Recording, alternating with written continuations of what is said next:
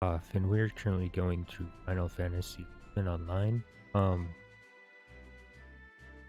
the last video we just finished getting our bard level 99.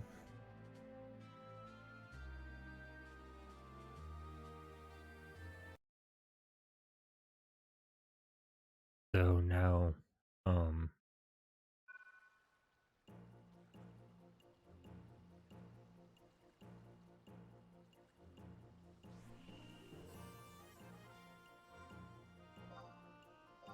now we go to our job levels, and we don't have any unlocked yet.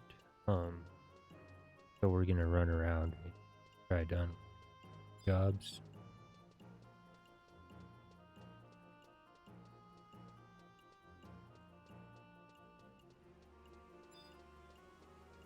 So in a previous video, we did some unlocking of jobs, and one of the jobs we did was samurai. At the time, we had to wait for a period of time before we could get the sword. Um, so we're gonna run.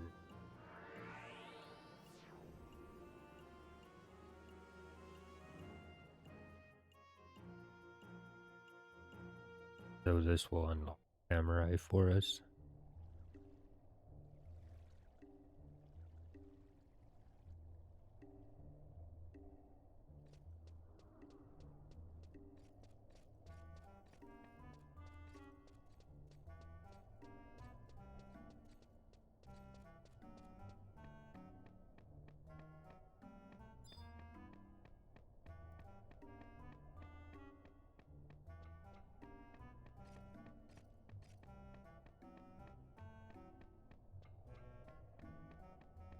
So we'll come.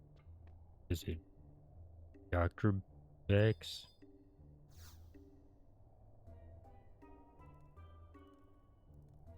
So, wandering, you have finally returned. I was beginning to worry that you had forgotten about your reward. Now, where did I put that? If it isn't our little helper girl. Gilgamesh? Yeah, did some mighty fine work in getting me, matey. Got his materials. Thanks to you, I got myself a fine new blade. Listen carefully, wandering. When a katana is within a katana, the soul of the maker of the soul of its wielder are intertwined.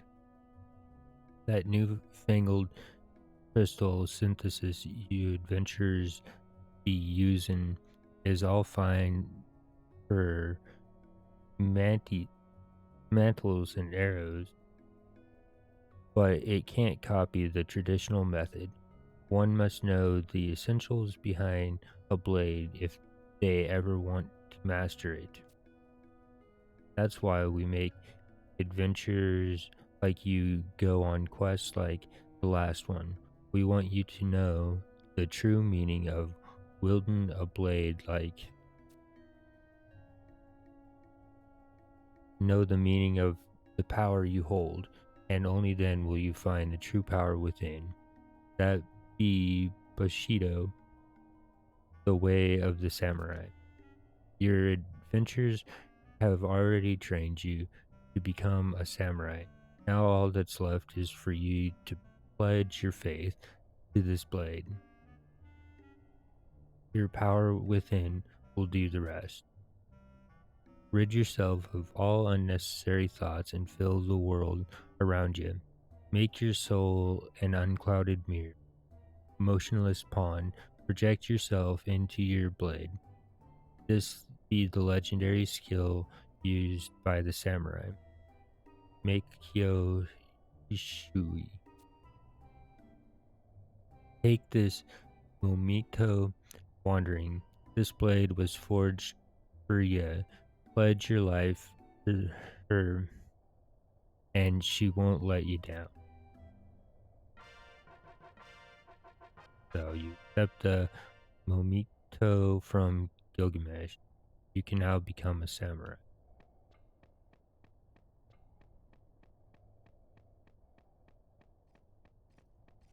And then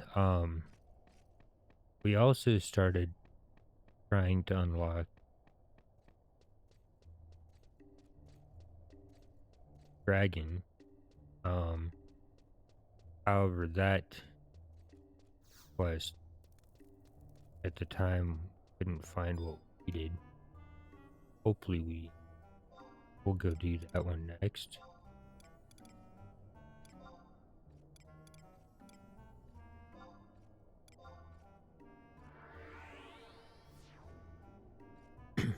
Hopefully, we can what we need. But it was not happening last time we were here, so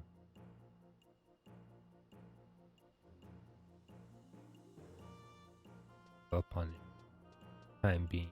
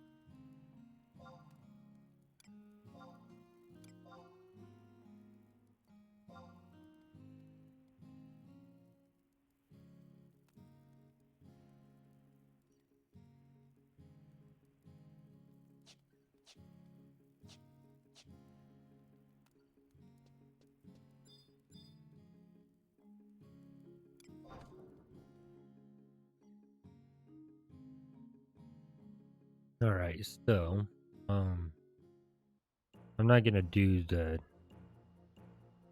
when we start another looking go through the water for it, but already done dragon. Gonna read it again.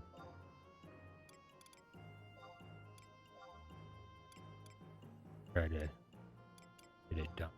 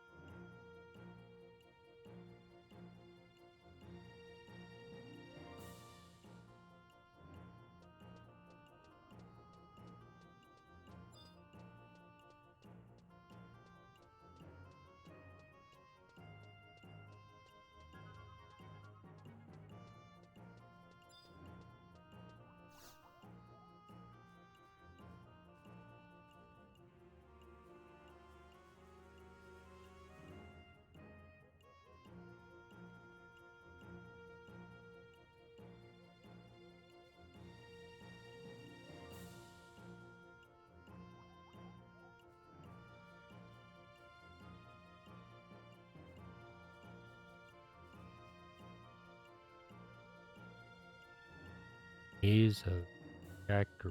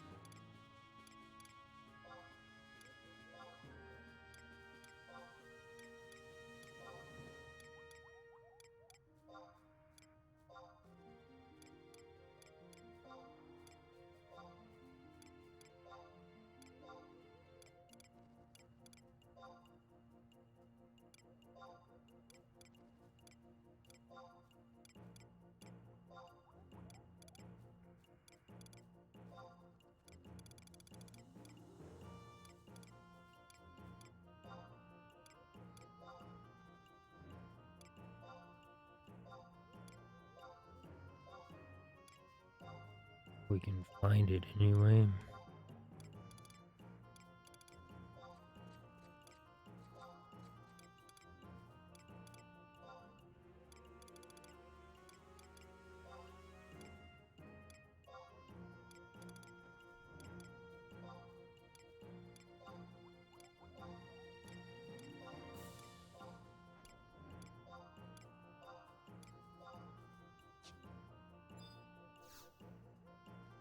Take a minute, I could swear that we have it. Um,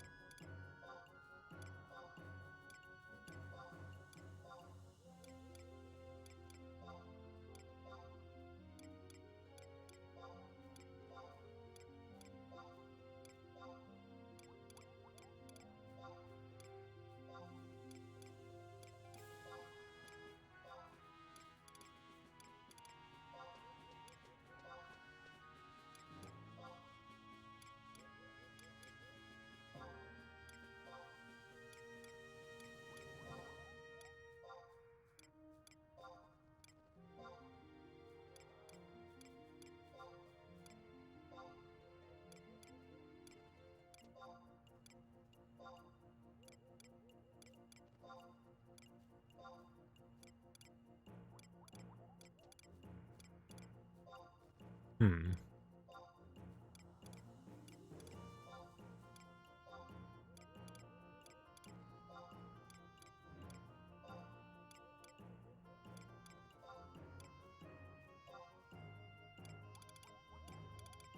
Well, that's interesting.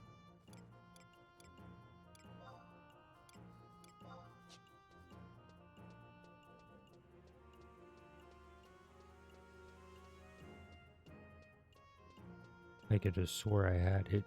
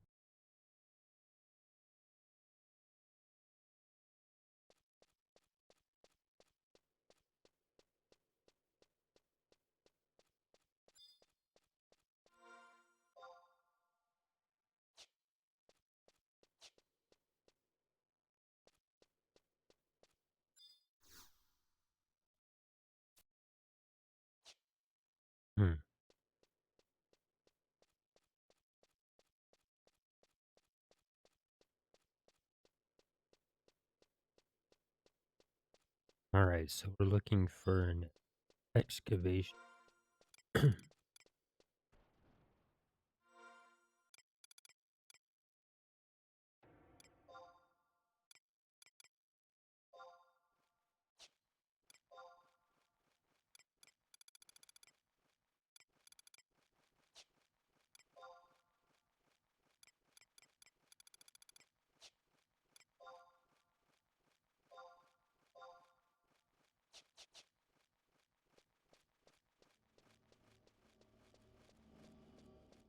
If we can.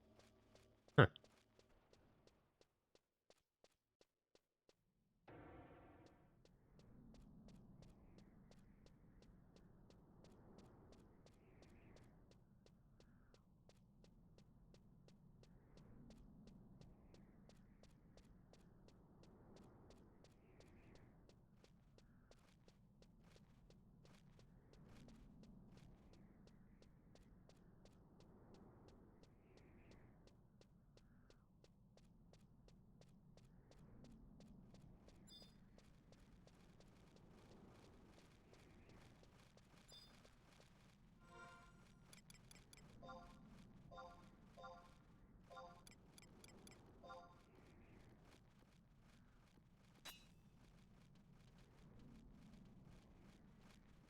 So now we have the urban egg, finally.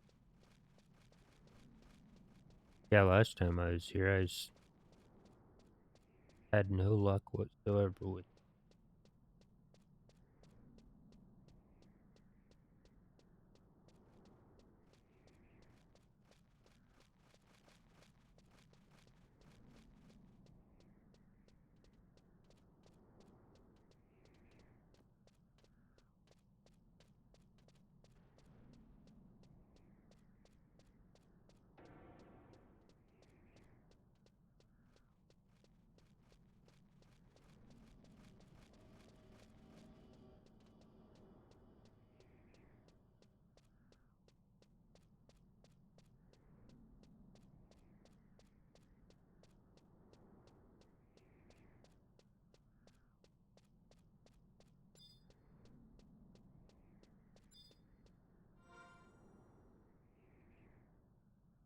Alright, so.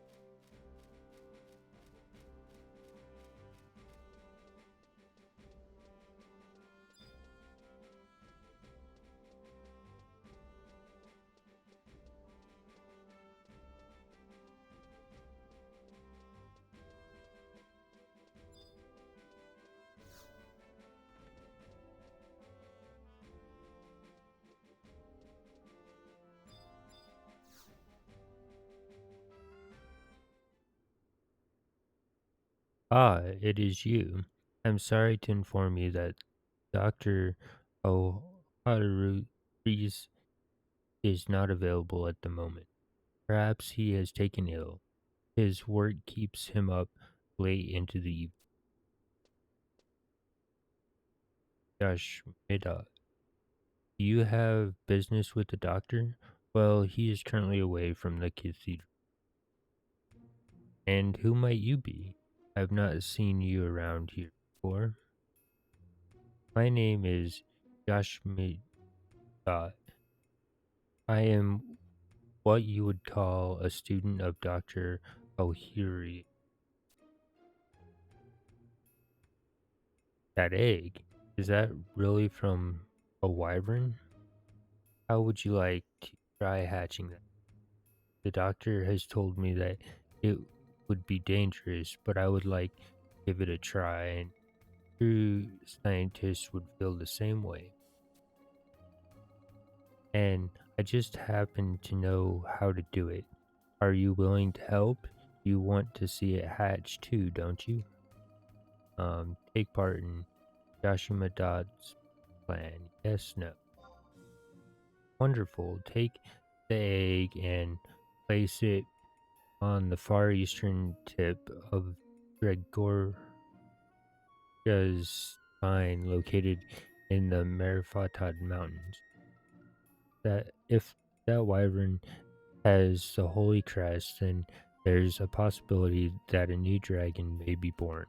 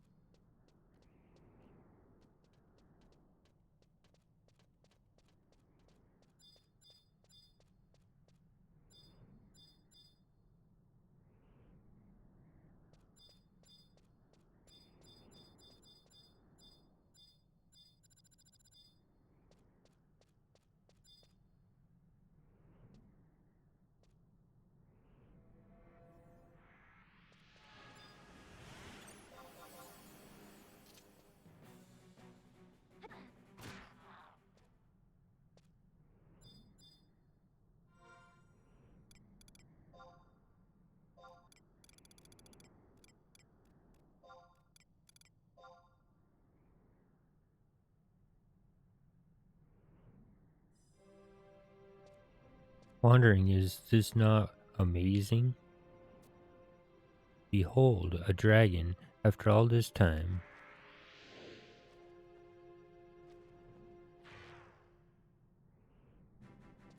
You have done well, Wandering. Now step back. You are about to witness the rebirth of a true dragoon. Stay where you are. Take a single step, and this dragon's life is forfeit.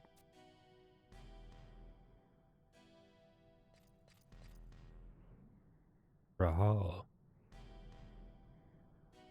Rhiannon. I've come too late.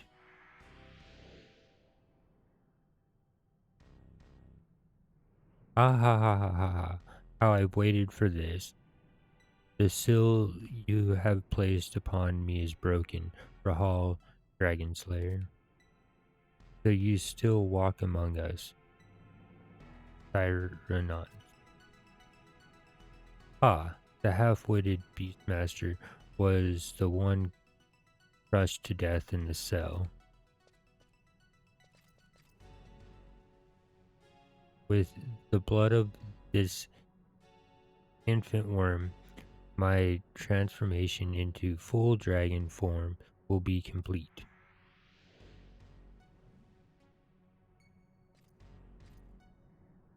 Tyrannon, you will not become the dragon will consume you.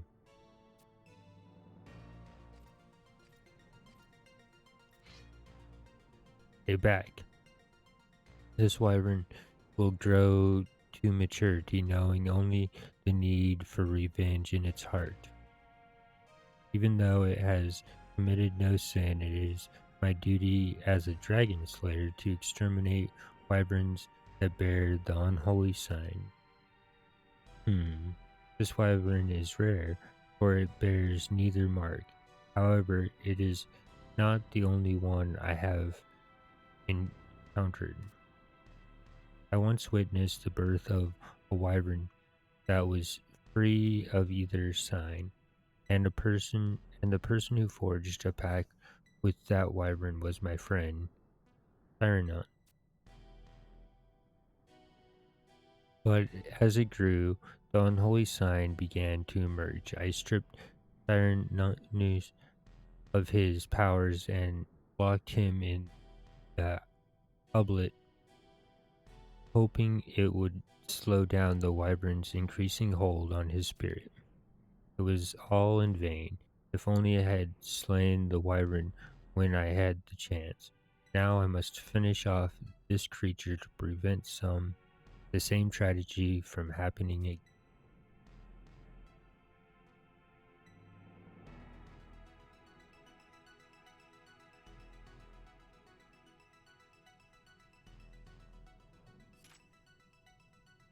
We may need its power in our search for Sirenas. For the moment, I will give the care of this wyvern over to a friend of mine. He will nurse it back to health. But once we have tracked down Sirenas, if it dies by my hand, understood?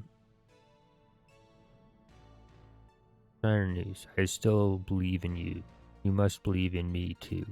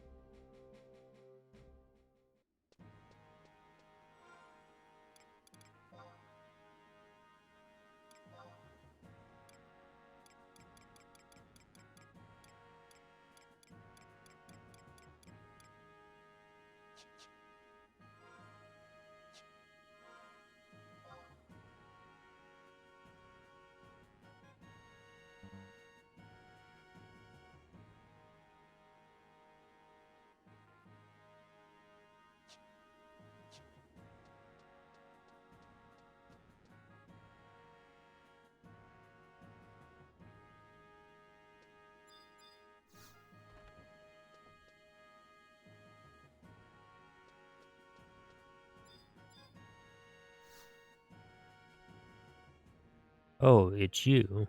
Fear not, the precious dragon is not in danger. However, we have learned that Tyrannus is somewhere in the yes outpost. If he is to be saved, a dragon curse remedy is necessary. Drinking this may help separate him from the dragon that is feeding on his soul. Here, you take one as well. I plan on traveling there as soon as I have made my preparations. There is no time to lose. With every passing moment, his soul is further devoured.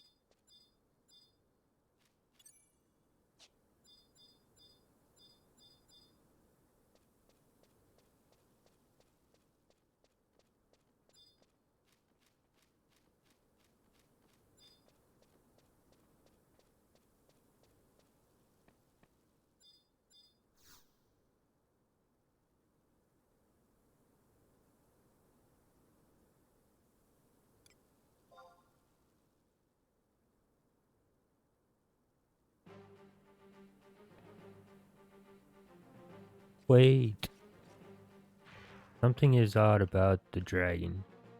We may soon be out of time. Leave this to me.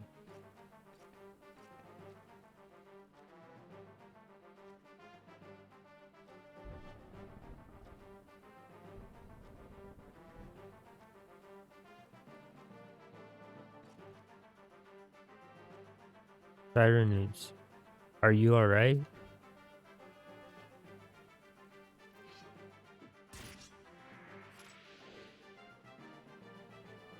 Alas, I am too late. Wandering, go.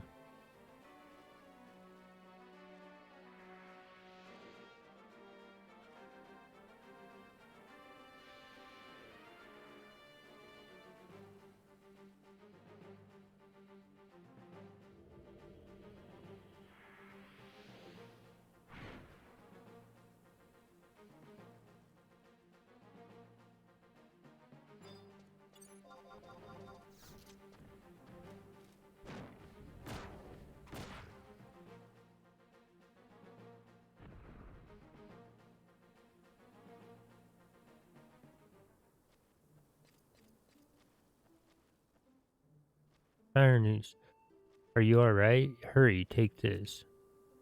Rahal, such a thing is of no use. It cannot not save me. I yearn to die, and I will take the dragon with me. No, Cyrus, you must take it. Rahal, you of all people should know. By bringing it here, you proved you believed in me. Cyrus, I knew you would come to save me. Though my death is near, I am glad. And you wandering. And what of the dragon, Rahal? Are you to slay it? Yes, it must be done, to keep others from becoming like you. Hear my last wish.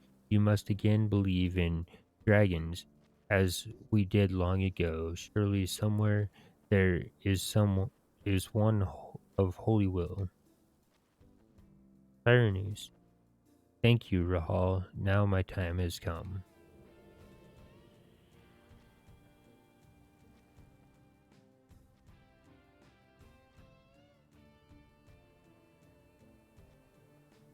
What the?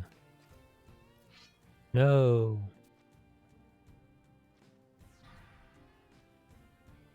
How can this be? The sign of holiness. You were right, Cyrenius. The dragon born today shall inherit your purpose. But be at peace, my friend. So select a name for your wyvern.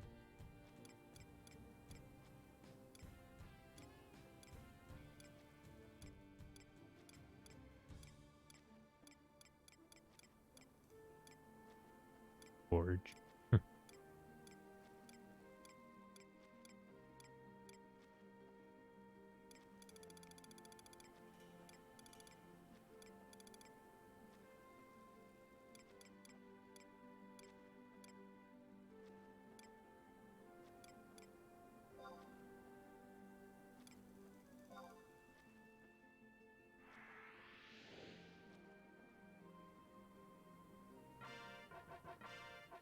Alright, so that's that one.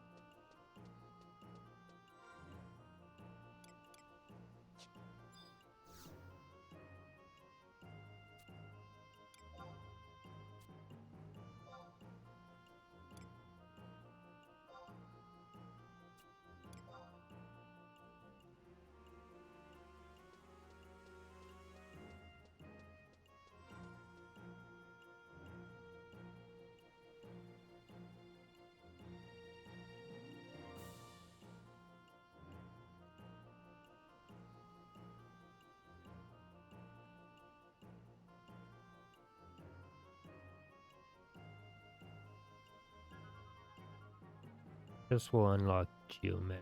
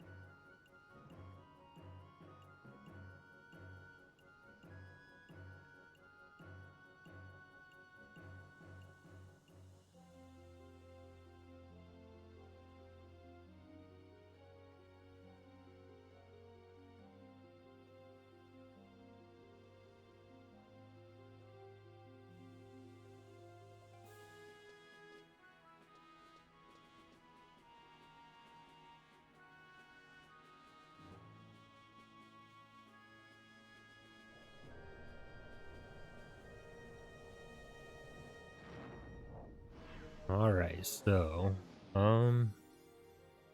let's look how to unlock.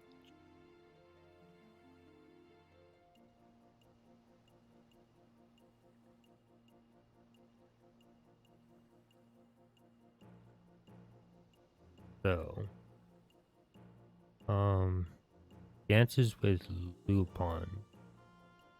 Dances with Lupins. Acquired fame is Adeline fame level restriction level 30 plus. Starting NPC is Sylvie Western Adeline Wave 5.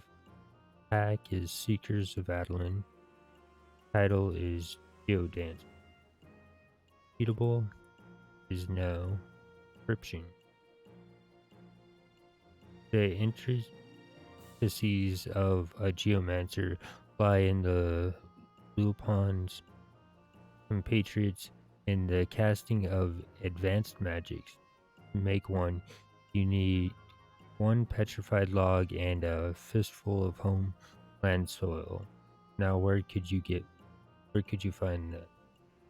So the previous quest is done, and the next quest is elementary, my dears. The requirements: petrified log, and our rewards will be indie poison scroll, matri bell, and the ability to become a geoman.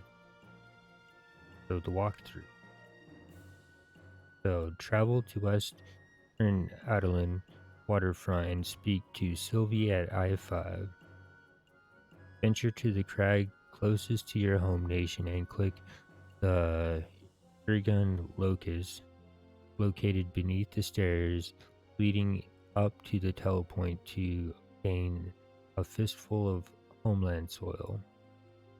Return to Sylvie with the soil and trade her a petrified log to receive the lupin.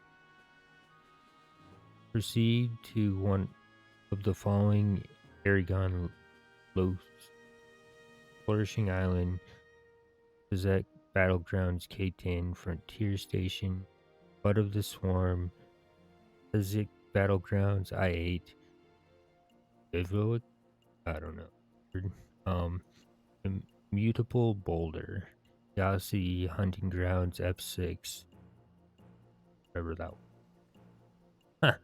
And upon arriving at one of the locations above, you will receive a message stating that you are assaulted by an uncanny. Use the rest/heal command to begin charging Lupin. So it can take up to 8 minutes of resting to gain enough of the life stream to warm your Lupin.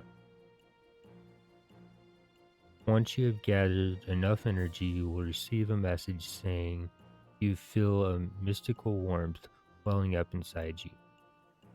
After receiving this message, return to Sylvie to quest. So warning, each time you toss the handbell reward from this quest and talk to Sylvie or AF and Imperium Quest, you will ask for 300k gil or 150k bow. Don't toss it until you finish Treasures of the Earth or Imperium Body. Speaking to her again may allow you to skip paying. Alright, so not sure where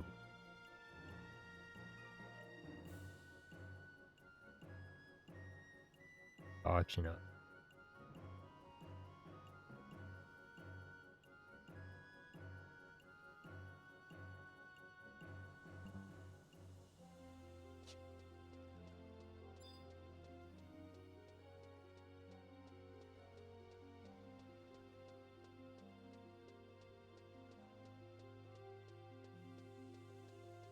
How are you doing? So, this episode we're just unlocking. We're gonna try to unlock all the other jobs that are available. There's only a few more.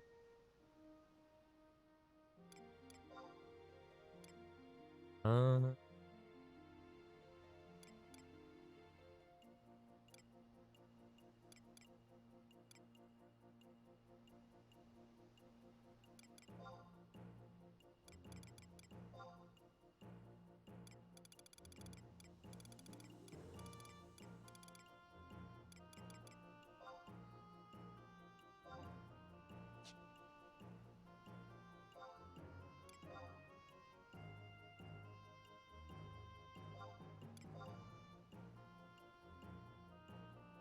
I'm doing pretty good, I think.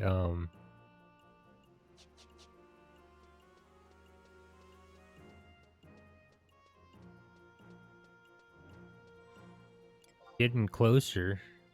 Got 14 of the 22 jobs completed, so hopefully by this time next week we'll be done with the leveling of the job.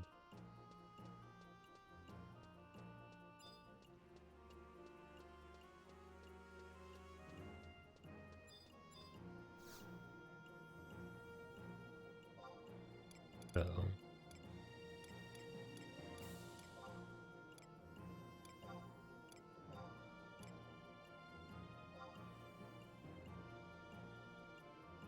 let's I read the thing, but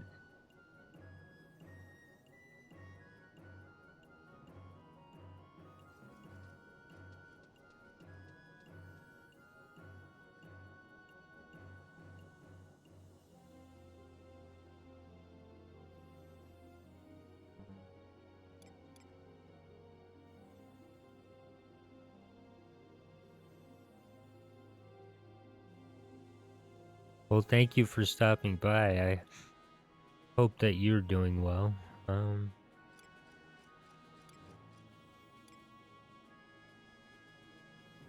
Water.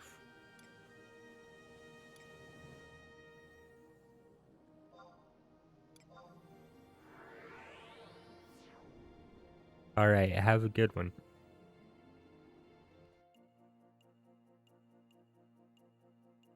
Trying to...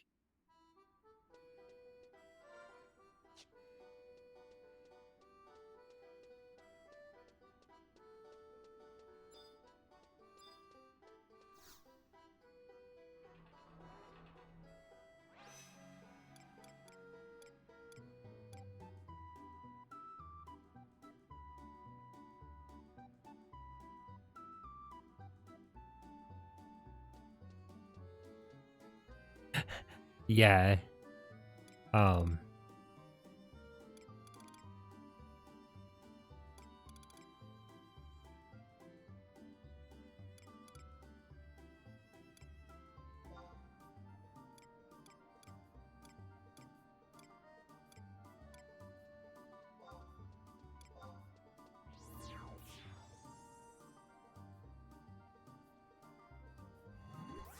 All right. Yeah.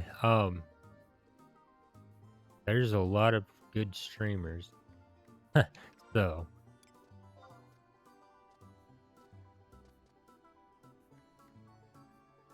let's talk to Sylvie.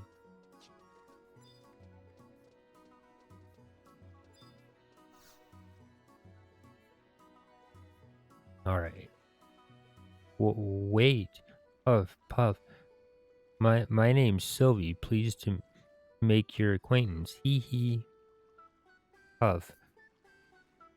Sorry, I am an out of shape geomancer and not a people person. But Icky Askamot herself has charged me with the most splendiferous of responsibilities to help me overcome my shortcomings. Ah, my task. Well, it's to help bring new geomancers into the fold. Yay!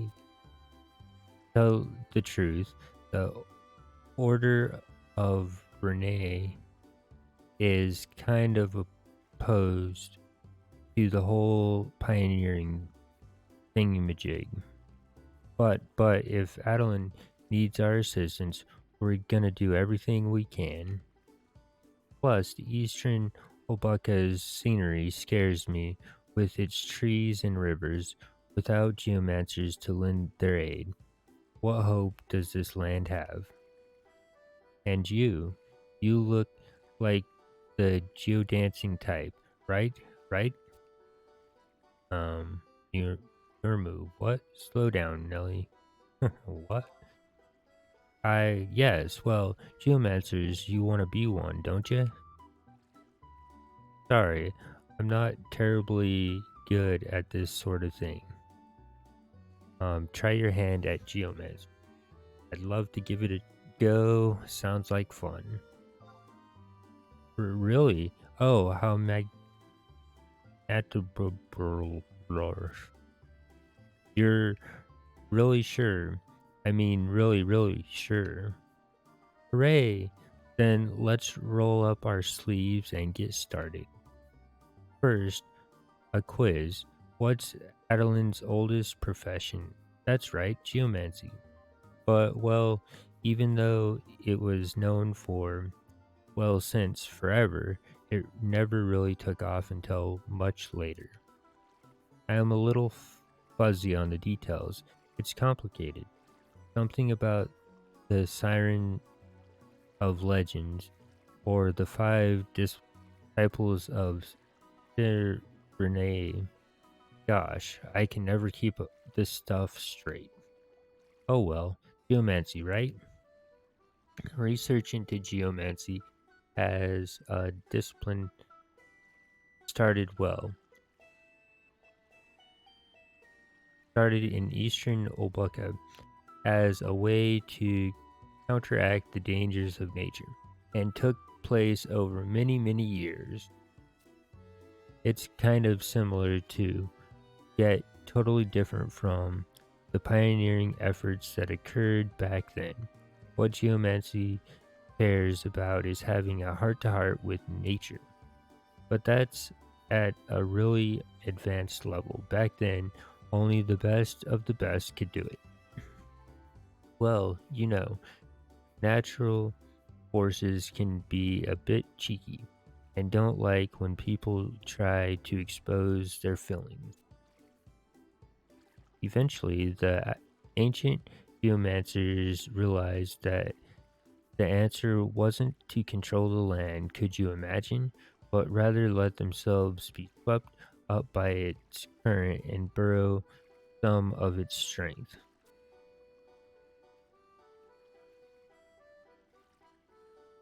We call that current the life stream.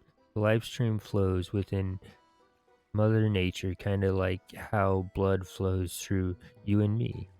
It's all around us, even right now.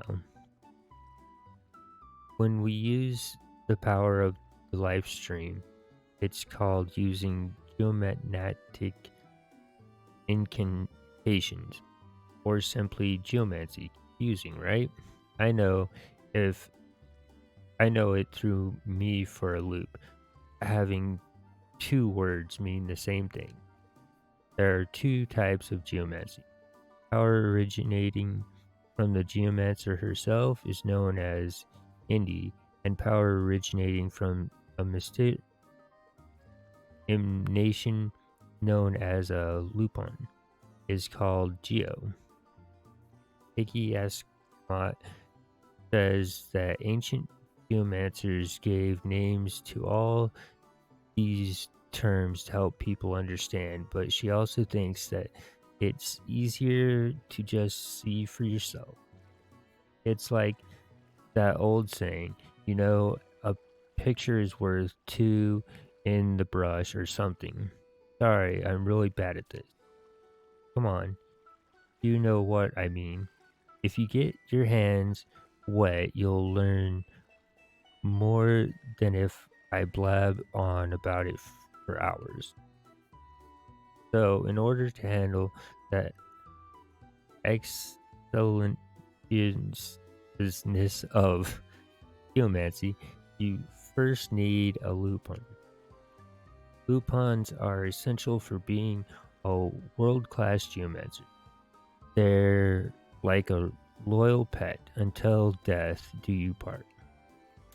Except lupons don't run away one afternoon when you're 7 years old, leaving you crying on your front doorstep. Of course, most geomancers can't use lupons right after they become geomancers, I mean. Lecture's over. Ready to get down and dirty? Yes. Yes. This is stupendous. Let's get this party started before you bail on me. Getting the materials for a lupon is really simple, so I know you'll be up for it.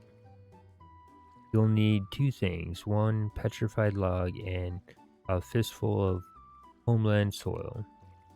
The lupin is a medium for you to get all friendly with nature. That's why you need a fistful of homeland soil. You're from the Middlelands, not Adelan. So to make a really super duper one, you should find some from an area in your homeland where energies flow through the soil. That's all you need. Easy peasy, lemon squeezy. Just come back to me when you've got them. Alrighty then. So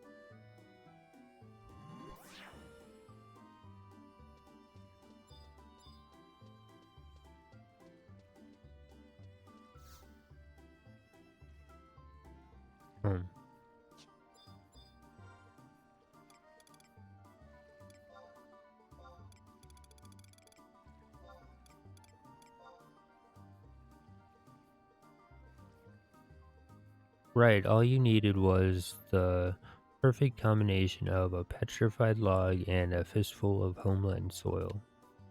Alright, let me have it, Adam. Oh,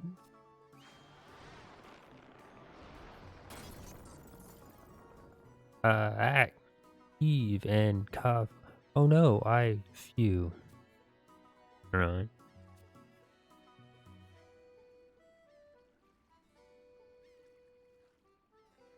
Oh, ugly umbrils. I almost had a heart attack. Sorry about that. Here's your fresh, shiny lupin. Yes, fresh and shiny, but not yet done. It's gotta go to an Irrigon locus first. It is only in these places, deeply connected with nature herself, that your lupin will be able to display its whisper immense power. Ah, Irrigon locus, right. It's like I told you, places filled with natural power. Though they exist through all of Vanadil, here in Adalun we call them Irgon Loki. You came into contact with them in the Middlelands, I'm sure, depending on the era and locale. Some of them go by different names, I guess. One of the fruits, low-hanging fruit, perhaps of the pioneering Uzi what's it, is that we've discovered Aragon Loki in the Yaz hunting grounds and the Isaac battleground. I gotta be honest with you, as a geomancer, I'm not a big fan of messing with nature, but sometimes you gotta take a long-term view, you know? This whole tug of war between nature and progress has always defined what Adeline is. Ho ho ho ho. Listen to me. That was totally deep, right? Where were we? Oh, right. Aragon Loki. Bring your lupin to one of these Loki and remain calm and steady. Like this. See? You gotta be focused or else it won't work. It's the first step in becoming one with nature. Let the life stream gently flow into your lupin. You'll get all hot and bothered so you'll know when it's happening. This is another one of those two in the bush things. And just when you think you've had all you can stand and are about to explode, you'll finish and feel the warm embrace of release. I'll have to touch up your lupin when you're done, so make sure and come back. You know, the forest isn't the friendliest of locations. I'd hate for anything to happen to your precious off to you. There you have it. Now get going. Alright, so now we go get lost in.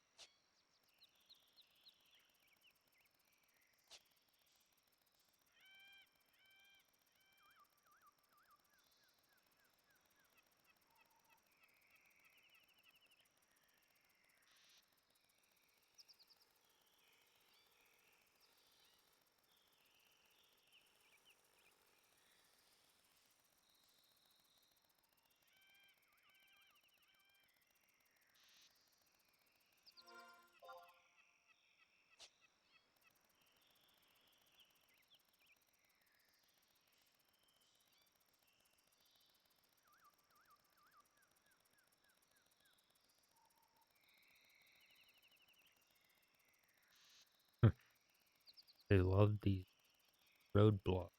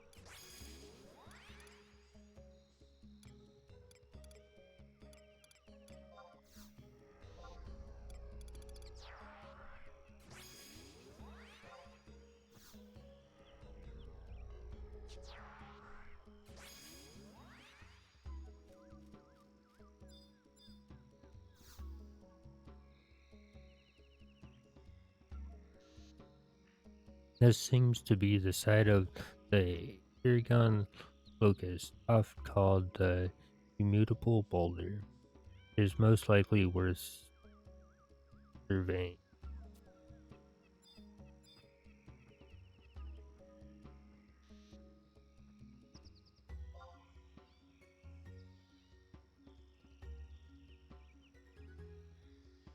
The arcane energies begin to course within your vein. I have no idea how long this will take, or what, but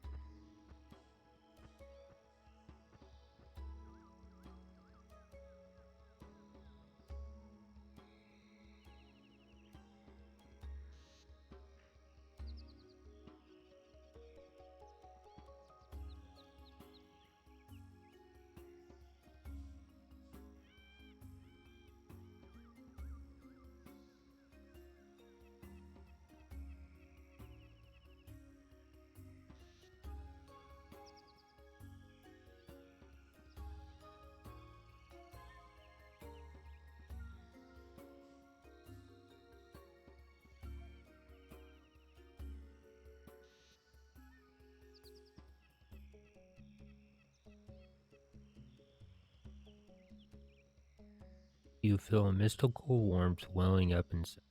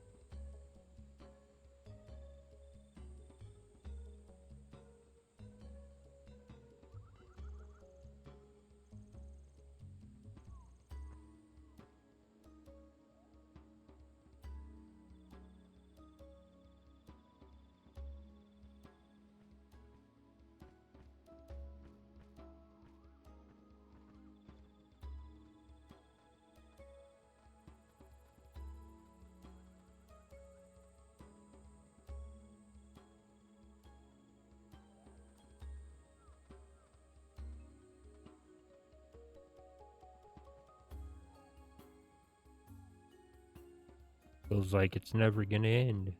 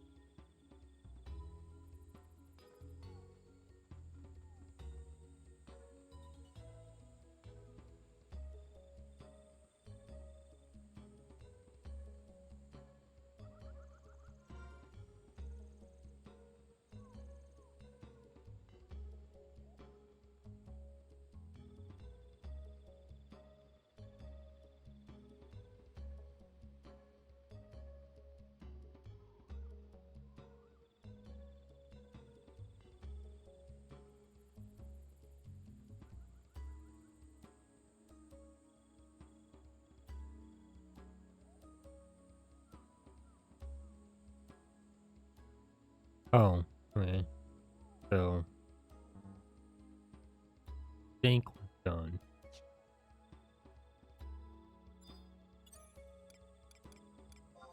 Find out.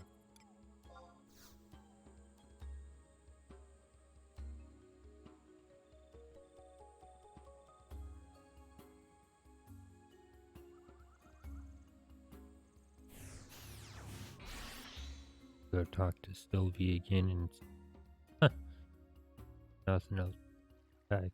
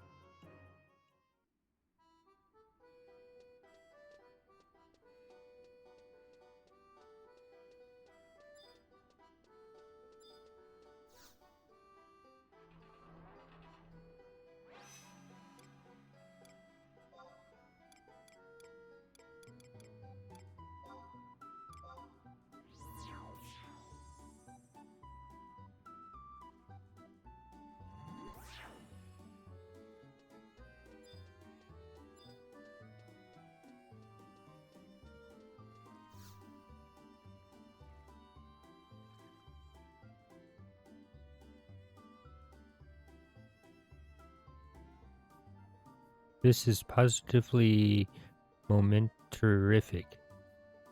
Let me get a good look.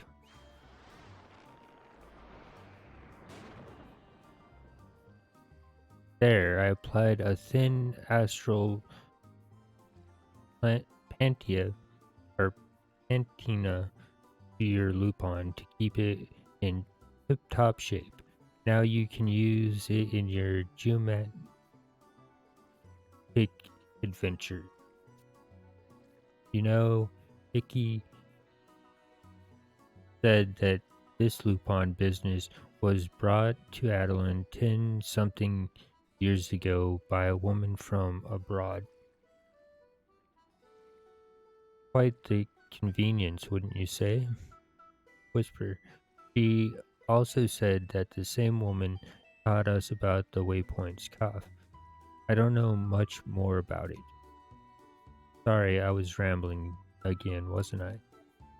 Anyway, you can't actually use your lupon to its fullest extent unless you become more experienced in geomancy. Ah, look at you with those sad eyes.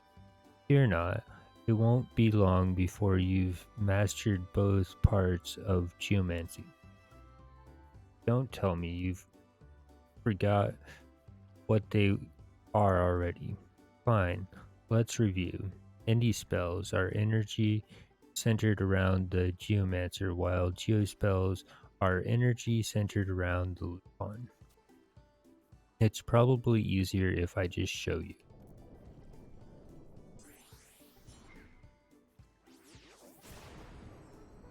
This is Indie,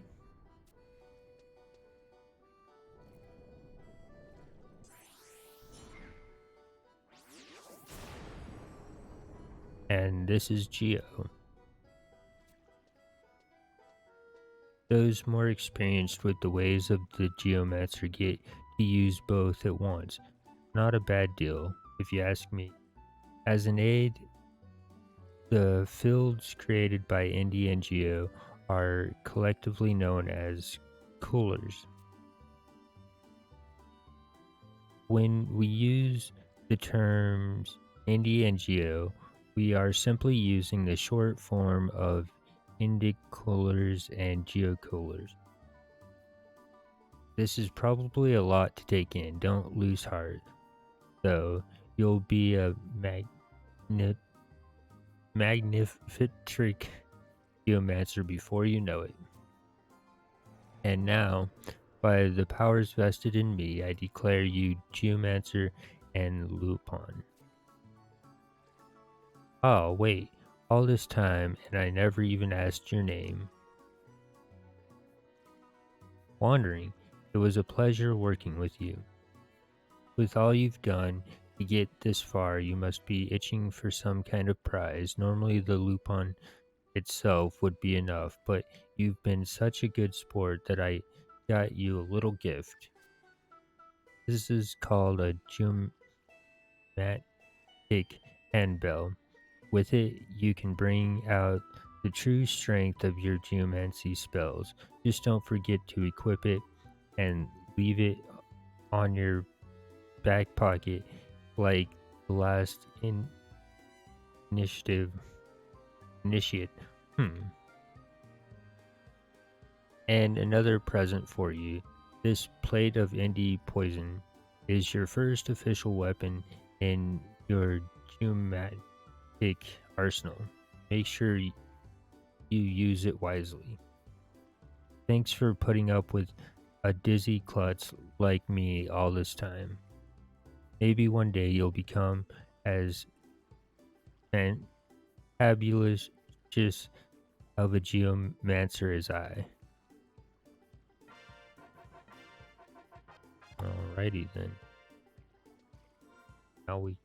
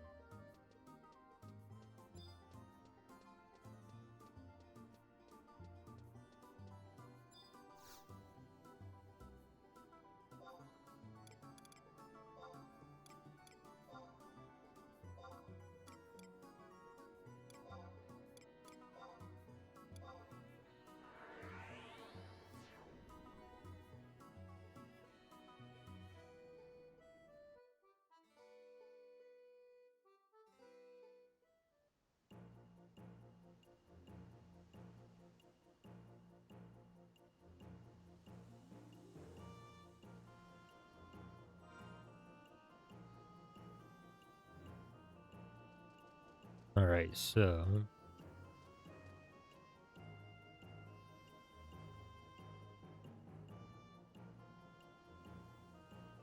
the next job will unlock a scholar.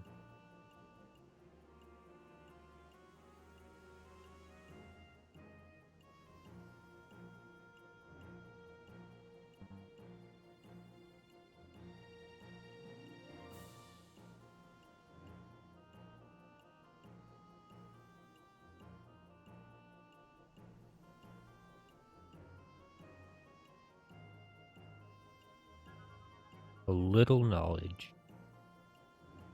Little knowledge. Acquired fame. Level restriction is none. Starting NPC. Erlene the Eldamine Necropolis S. J.A. Attack is Wings of the Goddess. Title is Schultz Scholar. Repeatable is no. Description. You have been given the chance to study the grimoire used by the famous Schultz School of Martial Theory. Your first task is to bring Erlene 12 sheets of vellum. So the previous quest, done. Next quest is on sabbatical. Requirements, vellum by 12, towards grimoire, and the ability to become a scholar. So the walkthrough. Speak with Erlene in the Eldamine Necropolis S at J8 first map as a level 30 plus job, and you will get a cutscene. You will then be requested to hand in 12 sheets of vellum. So vellum can be purchased from the auction house under Leathercraft, or it can be obtained in exchange for rolling berries from the NPC Tucker located in Crawler's Nest S at K first map. Tucker will only accept the trade after the quest has been activated. Tucker will take 3 trades of up to 4 stacks of rolling berries per trade, so you can get up to 12 sheets of vellum from him, but no more. He will accept no more rolling berries after 3 trades. For example, you will only receive 3 sheets of vellum if you trade him 1 stack of rolling berries 3 times. So the bottom line, head to Crawler's Nest S with 12 stacks of 12 rolling berries in your inventory, 120 gil each at the NPC vendor. Trade 4 stacks of rolling berries to Tucker at once to receive 4 sheets of vellum. Repeat this another 2 times to receive all 12 sheets of vellum needed for the quest before getting blocked out from further trades with Tucker. If you are not a black mage, red mage, summoner, or blue mage, change to one of those jobs now. It does not need to be level 30. After handing in the sheets to Erlene, you will get a cutscene. Then you will be asked to use one of the following SP abilities: Astral Flow, Chain Spell, Azure Lure, or Mana Front. With one of these abilities in effect, speak to Erlene again to activate another cutscene. You will be rewarded with Grimoire and the ability to change your job to Scholar. So notes. Once your Scholar is level 5 or higher, return to Erlene in the Eldamine Necropolis as to learn the spells Imbrava and Castra. These spells are not available via scroll. You will learn them automatically when speaking to her while on Scholar. Alright, so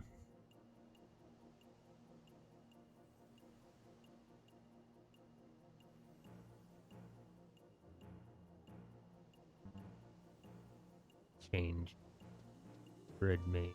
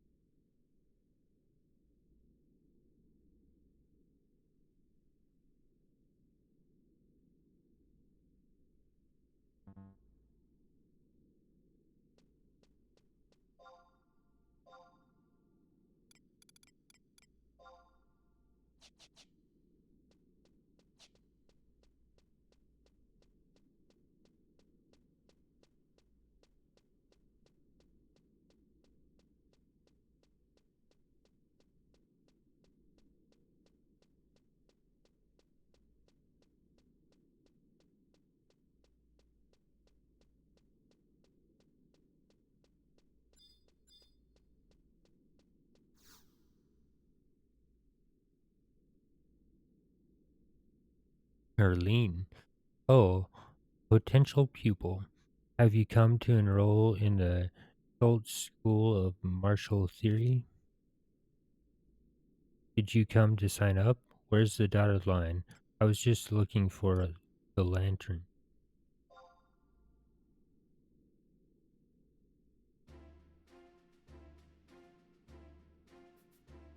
Such enthusiasm.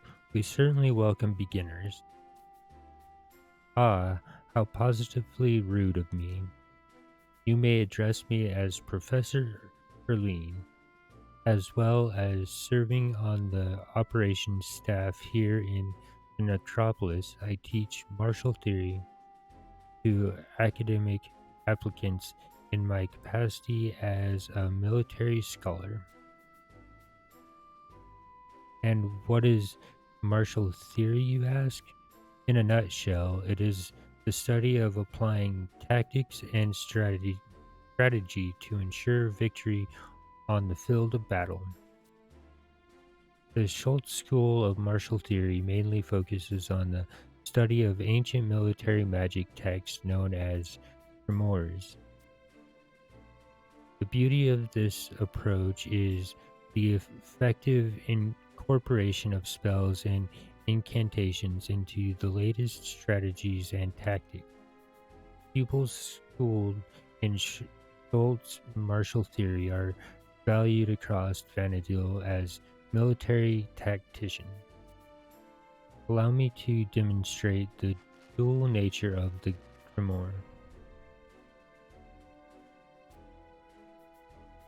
That was the white grimoire, and this, the black grimoire. Do I have your full attention now?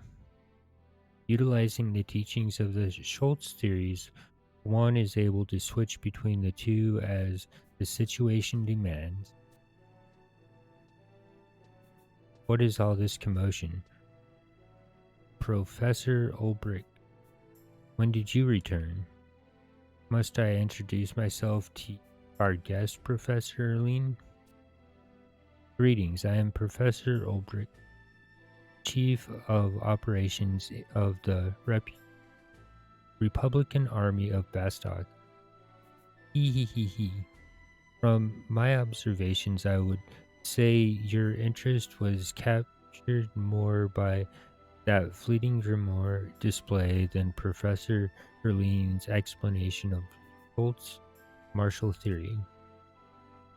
Ah, I do not mean to criticize. It is natural for us to feel wonder at the things we do not understand. That curiosity is your ally. However, mastery of the grimoire requires more than simple enthusiasm. A pity, but I do not think you. Oh, enough of your ponderous blustering, Professor. The gates of knowledge must not be closed to one with a willingness to learn. Is this not a fundamental law of the Schultz school?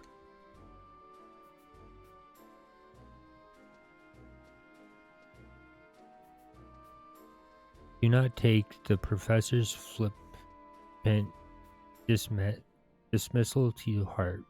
You will have your chance to learn. There are, however, certain requirements. You must understand that grimoires are valuable tomes. Ah, I'm not seeking to deprive you of coin. There are other sheets of vellum. We have a dire shortage of sheets of vellum. Professor Ulbrich, I'll thank you not to interrupt me. Have I misspoken? Do we not require this material in abundance? While the matter is not terribly urgent, I believe 12 sheets of vellum should cover our need. You have your task. Altena's fortunes smile upon you. Professor Ulbrich, This applicant has yet to be processed. 12. Not one less. Professor Guy, if you would be so kind as to collect 12 sheets of vellum, I shall begin planning an exclusive curriculum for your introduction to martial theory.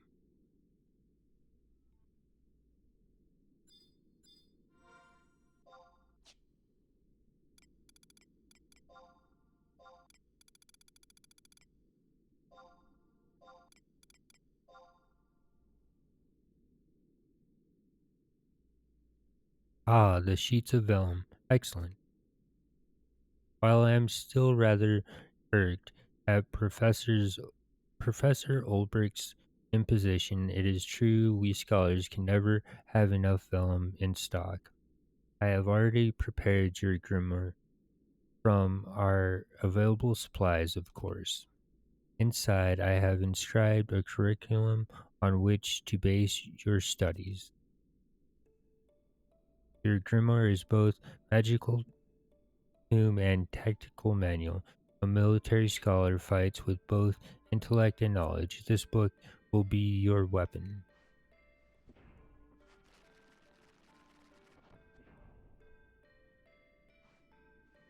Tell me, what are the two main schools of magic? Yes, white magic and black magic.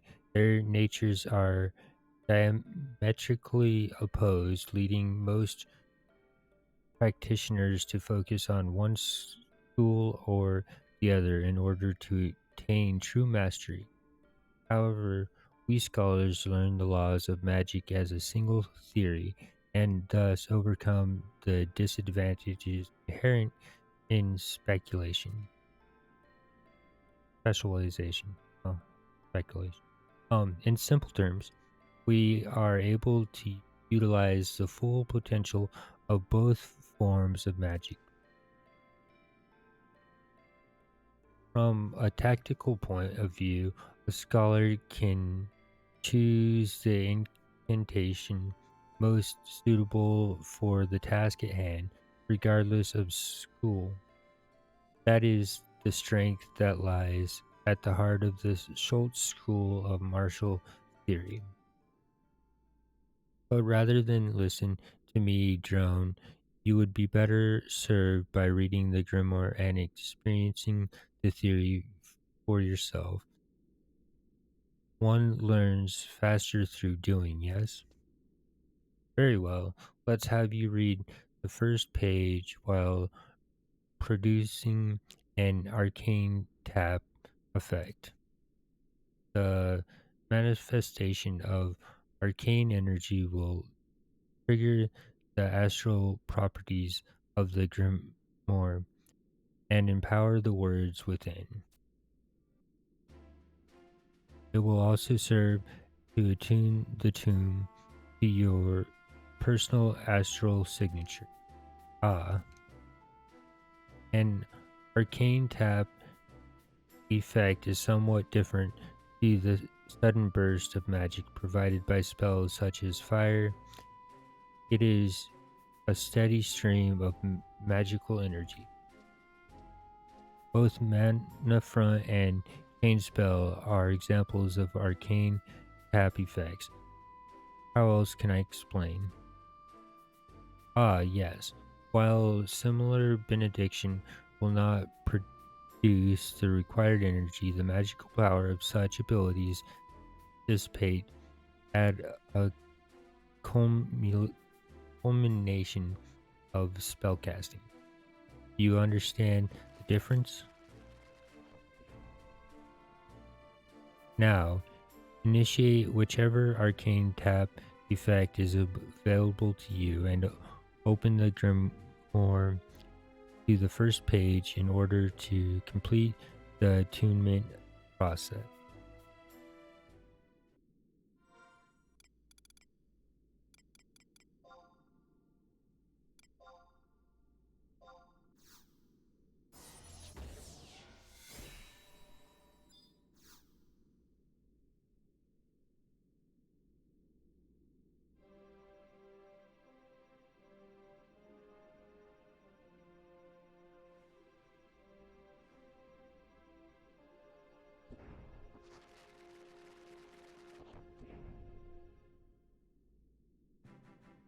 Congratulations on entering the Schultz School of Martial Theory. Professor Olbrich. No need to steam up your glasses, Professor Lean. I'm merely here to pick up the sheets of vellum.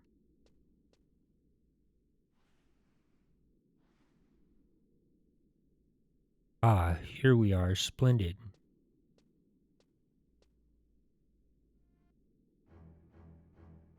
Were you aware that the history of magic stretches back 600 years? During that time, the rapid evolution of magical research has produced a myriad of spells and incantations.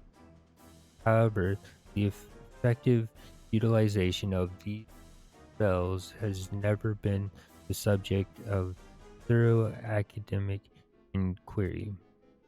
These so-called mages have been so infatuated with their own power that they have never spent the time to meditate on the method of its use. In this respect, their ignorance equals that of common military scholars, who, on the other hand, have ignored the existence of magic in their strategies. And that is where the Schultz School of Martial Theory breaks away from the pack. In this age of stunning magical revolution, we are the only school to fuse arcane mystery with modern military tactics. A stirring oration indeed, but a little knowledge is a dangerous thing. Eh? Do you recall that lesson, Ulbrich? Professor Schultz? The roads are not safe. How did you...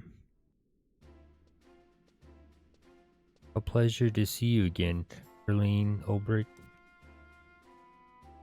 The resourceful general employs his enemies as well as his allies.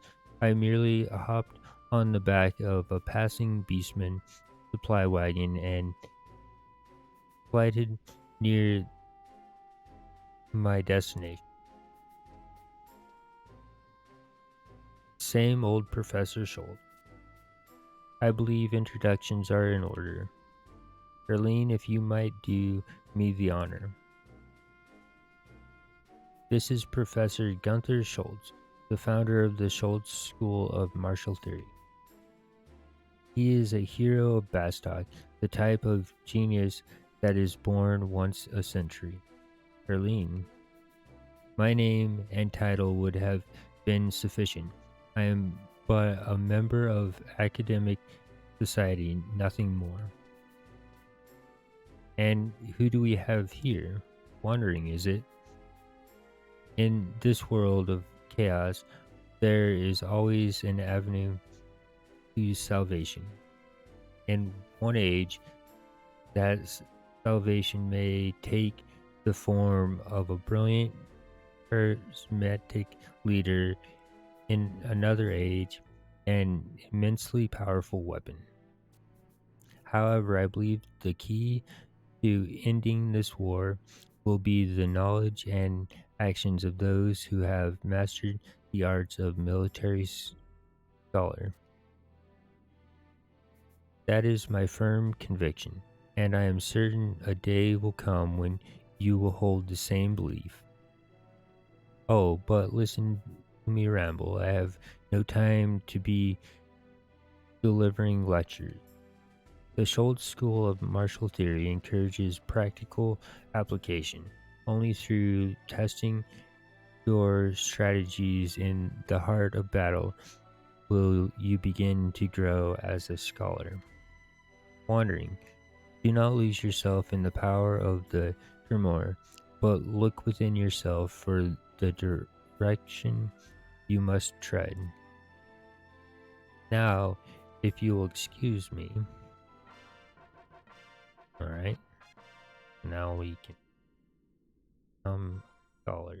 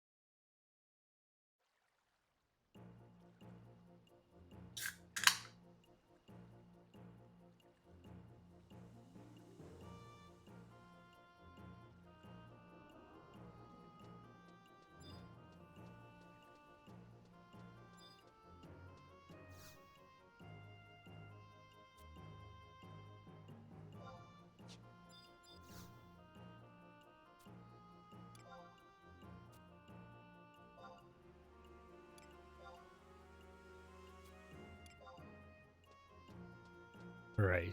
So,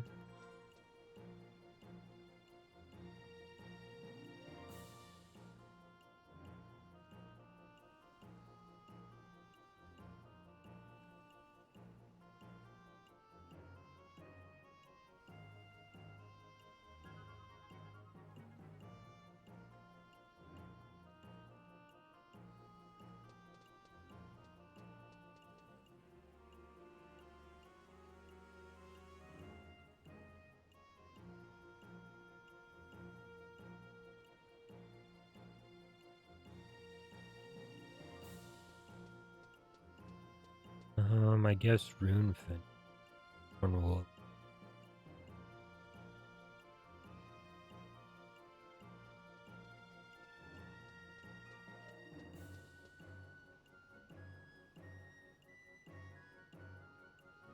So, um, Children of the Rune. Children of the Rune. Required fame. Adeline fame level 1. Level restriction none. Starting NPC. Octavian south down the ramp from the bird ride hillock waypoint at Eastern Adeline I-8. Pack is Seekers of Adeline. Title is Runic Engraver. Repeatable? No. Description: years of excruciating training and long hours of study await those who desire to master the runic arts. One may circumvent this laborious process, however, by engraving runes upon his body with ink from a Yasi wildflower petal. So, previous quest is none. The next quest is endeavoring to awaken and trial rune fencing the night away. Rewards will be so low claymore and ability to become a. So the walkthrough. Speak with Octavine at IA, accessed via the stairs. Obtain a Yasi wildflower petal from Yasi hunting grounds at A7 by examining the Yell's wildflower. Speak with Octavian again and attempt to use rune enchantment. The amount of attempts required can be from anywhere between 1 and 100, but it does not appear that you can fail. So every 10th failure, he will remark on your progress. 10th fail, I sense an ominous force interfering with your progress. Could it be the current job within you? 20th fail. Your 20th attempt, and we're still no closer than before. Perhaps 'tis I who needs to train more, so I don't accidentally give the countless dreams they can never accomplish. 30th fail. I was under the impression that you were an adventurer renowned throughout the Middlelands. Apparently, that application amounts to little more than kindling for the fires of one's boasting. 40th fell. My condolences, sir/madam. 50th fell. Why don't you quit while you still have your health? Many people would commit atrocities for a body as hale and hearty as yours. 60th fell. Let me say this one thing. You may think you're special, but you're just as special as everyone else. This is to say, not at all. 70th fell. I lost hope for you long ago, but this is already your 70th time. Any further attempts would be a waste of time for both of us. 80th fell. The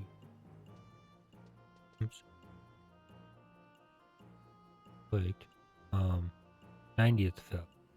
I've had enough of your incompetence. Let me spell this out loud and clear.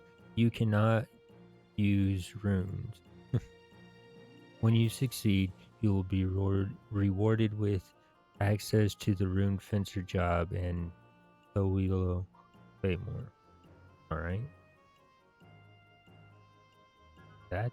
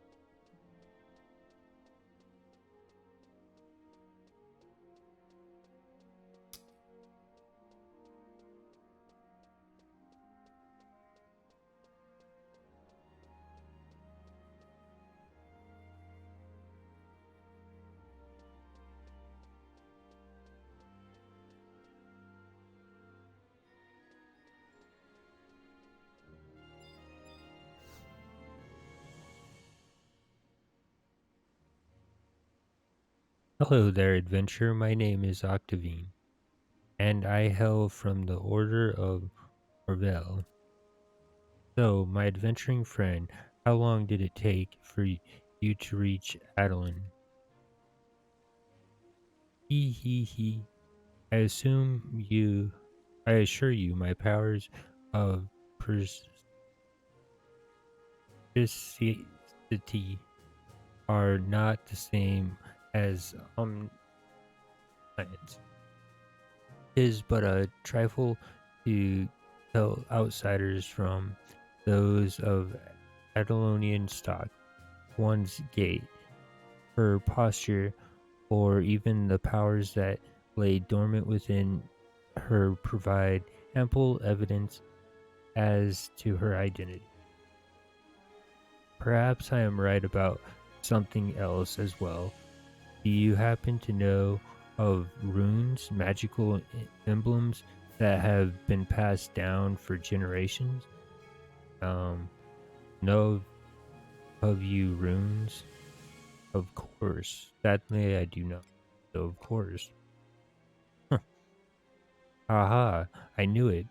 What an enlightened individual I've come across. Still, possessing a mere passing knowledge of runes is insufficient to fully comprehend the mysteries contained within. Let me provide you with a more thorough explanation. Runes have existed since the age of the gods and are considered sacred, or so certain legends pretend.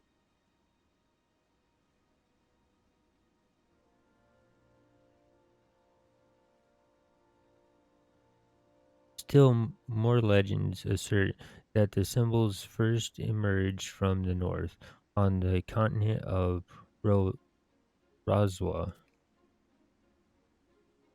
However, all accounts seem to agree that each letter in this mystical array harbors powers of thaumaturgic significance. Moreover, this special magic can only be released by a few talented individuals, those able to unlock the true nature of These uncharacteristically powerful characters are dubbed rune fencers.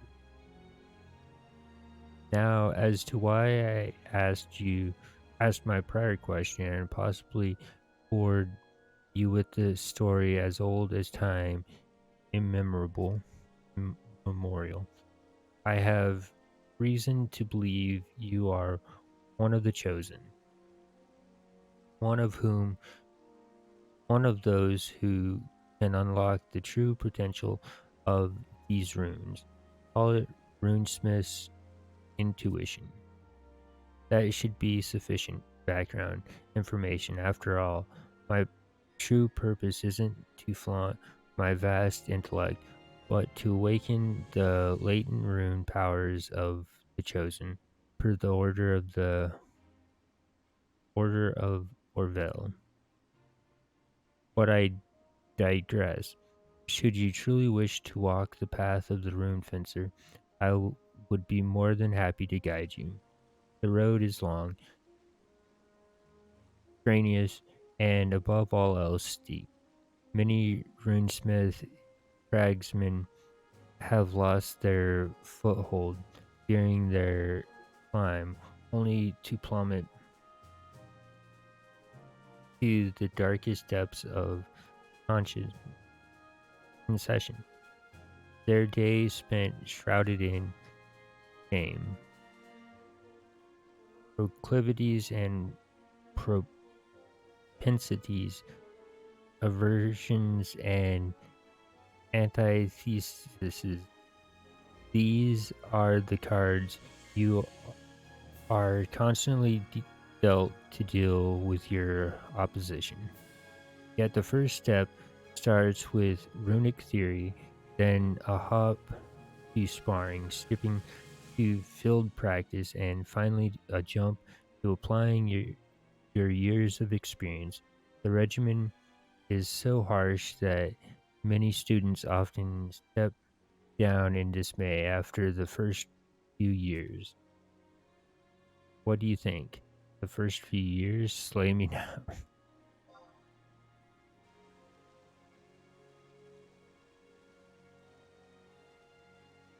Maybe I should be more forthright in my explanation. That's the straight and narrow way of learning the craft. There is a shortcut now, its only shortcomings being the risks that accompany it. Certain practitioners have, in these recent years, begun engraving runes into their flesh. Those who favor this route are often routed in battle, be they not accompanied by an absorbent mind, quick reflexes, and an adaptive body. Should you fail to keep those traits carved upon your soul, you shall forever lose the ability to manipulate runes. Knowing this, do you still wish to proceed and inscribe your inscribe symbols upon your skin that could very well spell your own death? Um, Scribe the runes. Yes, I'm ready. No, my life is too precious.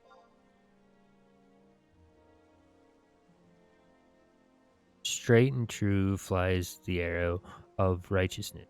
And so, in a similar fashion, has your answer hit its mark.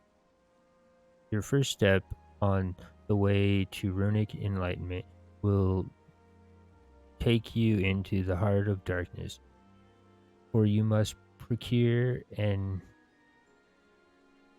attriment strong enough to overcome your body's resistance to runic material.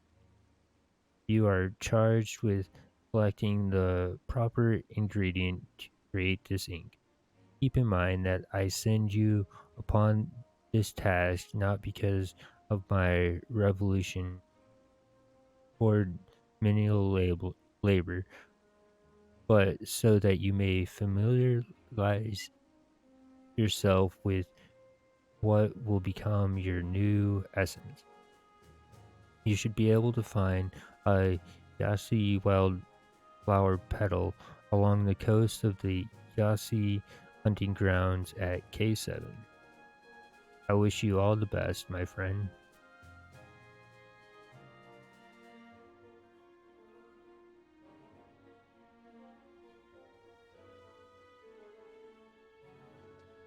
All right.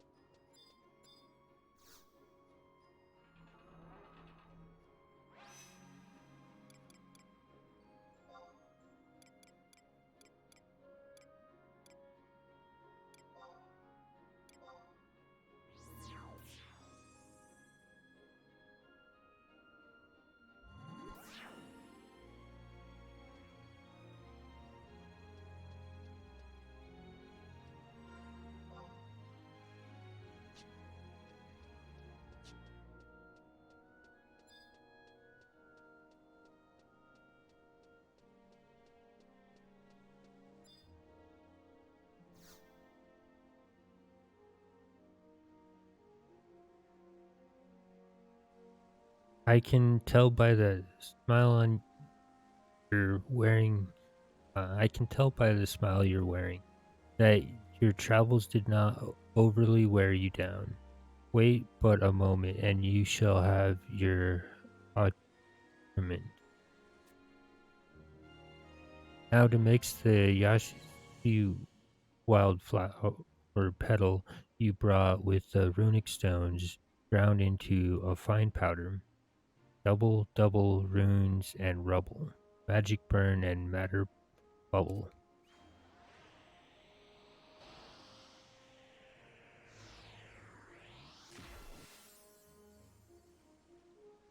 And so the preparations are complete. The incantation may have looked simple to the untrained eye, but that is only because I've distilled the process down to its very essence. How is your constitution? While inscribing runes may not leave scars, some report that the emotional stress of the event is quite overpowering, not to mention the physical pain. Well, shall we begin? Um, Begin the inscription. Please be gentle, I still harbor doubts.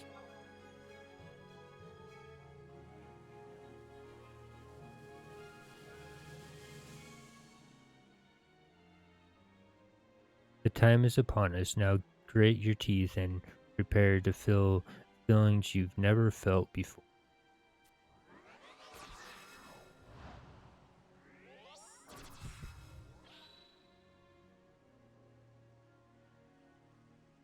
You still remain conscious, I see.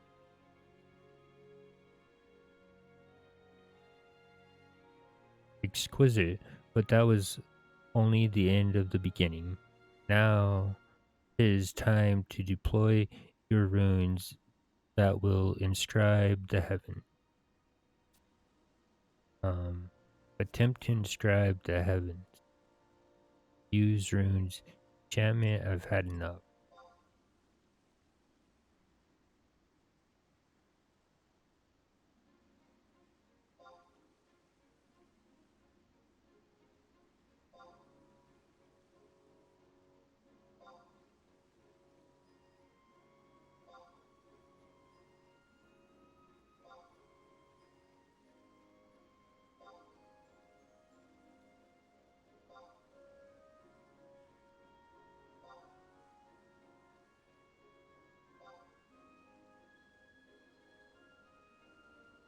I sense an ominous force interfering with your progress.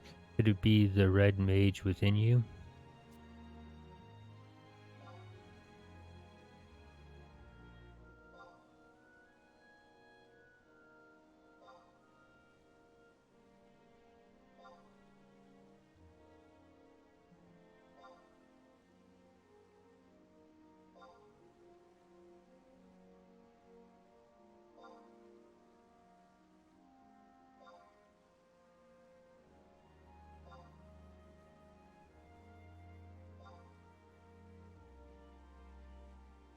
Your 20th attempt, and we're still no closer than before. Perhaps 'tis I who needs to train more, so I don't accidentally give the countless dreams they can never accomplish.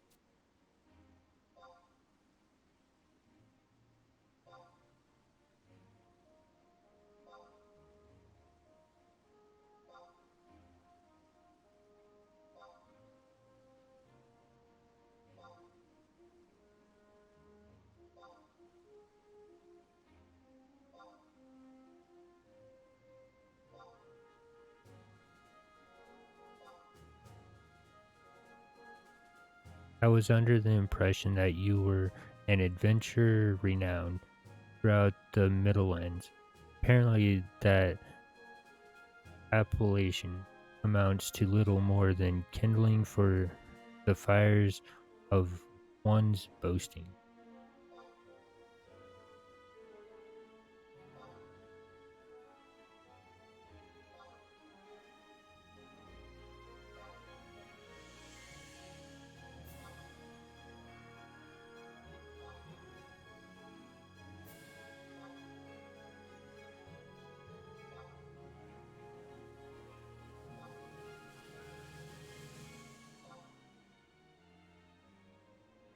My condolences, madame.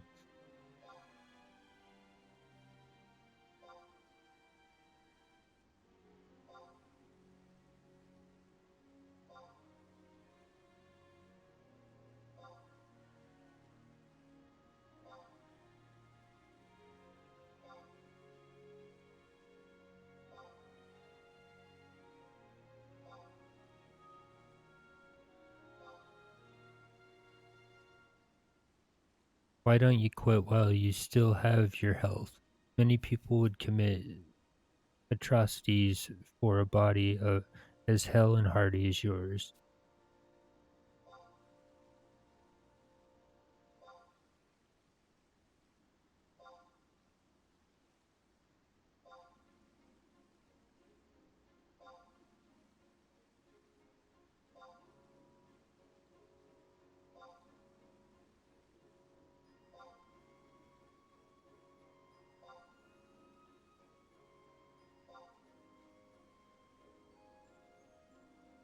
Let me say this one thing. You may think you're special, but you're just as special as everyone else.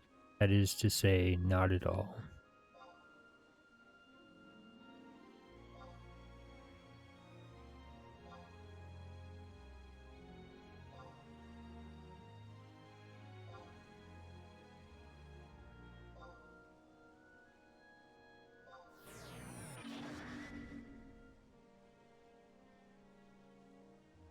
It took you all the way to attempt number 867.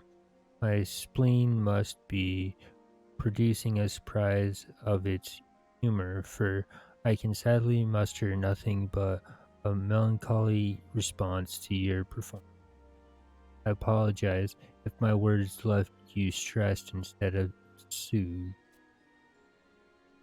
I contend that my intentions were truly altruistic.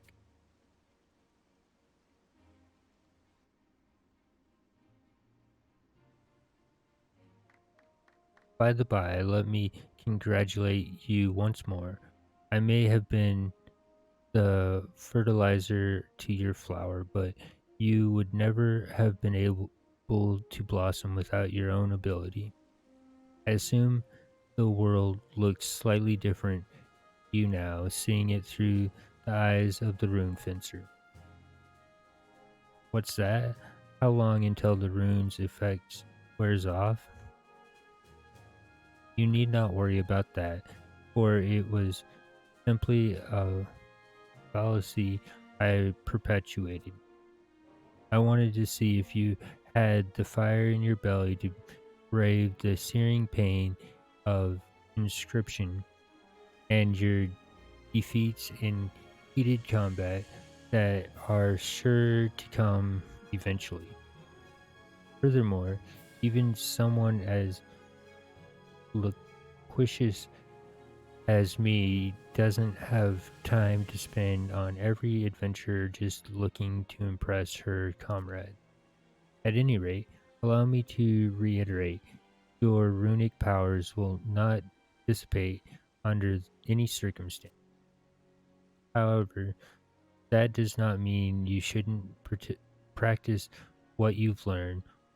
While yet unrefined, your power will prove quite useful in your quest to cultivate the wilds of Olbaka. It is said that the tried the father of runic inscription created manifold techniques that were all based off his experiences in battle. I look forward to seeing how closely you replicate his success. On that note, I believe the time has come to present you with this.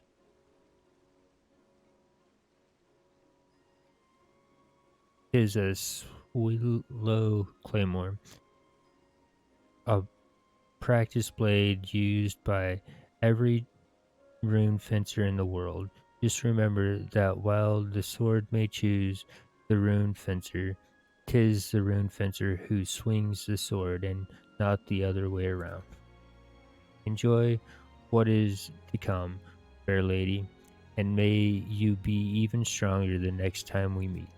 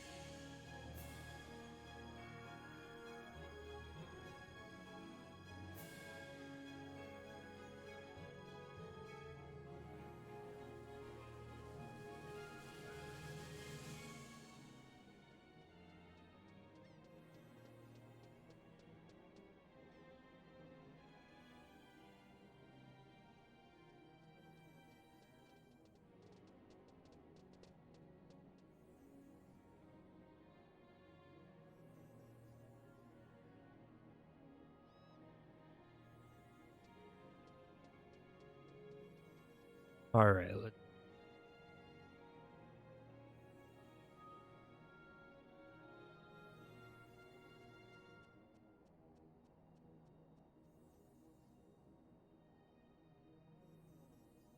guess we'll go with coarser.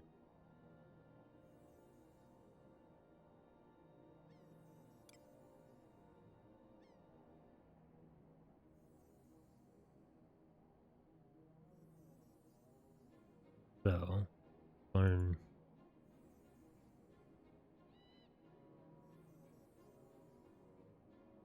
So luck of the draw. Luck of the draw. Required fame. Ergen fame level unknown. Level restriction is level 30 plus any job. Starting NPC is Ratib Ergen Whitegate J12. Pack. Treasures of Ergen. Title Seagull. Red Fury. Crew member. Suitable? No. Description. Ratib wants you to check on his son, Wasud, who has gone in search of his older brother. So the quest is done. The next quest, equipped for all occasions. Requirements: a job at level 30 or higher. Rewards: courser die, ability to become a courser. So the walkthrough. Speak to Ratib at Ergen Whitegate, J12, Rat Tea House for a cutscene that begins the quest. Speak with Mothwub at Ergen Whitegate, L9 Palace Door for a cutscene. Go to Arapago Reef and click the question mark at the northeast corner of H10 for a cutscene. It's located on a ship. To proceed there, you will need a Lamian Fang key. The Lamian Fang keys drop from Lamy and joggers in the area. You can also receive a Lamian Fang key from a question mark spot in Gdarbamire I-7 Map 1, southern part of the block. You can obtain a new key from there once every game day. To get to the question mark spot, you must use the Lamian Fang key on the Iron Gate at J10, then go west on the small map to another Iron Gate. This Iron Gate is unlocked. The survival guide in Arapago Reef is very near the Iron Gate.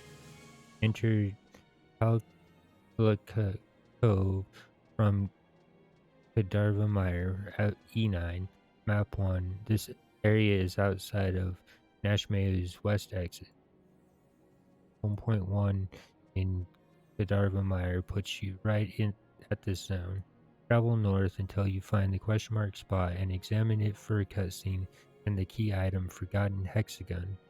In case that is confusing, turn left upon entering the Gdarbamire E9. The question mark is atop a rock. Travel west, then north to find the rock slab. Examine it for a cutscene that ends the quest to receive your. Alright.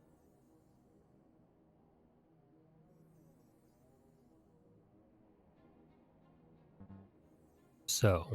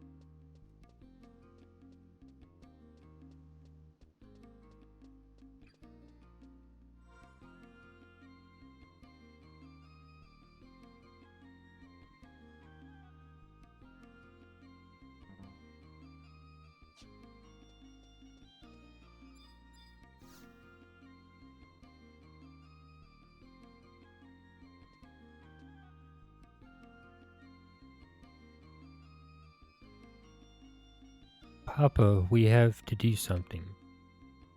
Silence, do not speak to your father in such a way. But he might be in big trouble. Someone has to help him. There's nothing we can do about it. If I get involved, it'll just draw the immortal attention to me, and I'll never be able to do business in Alzabi again. But still, stop your whining and help me with the shop.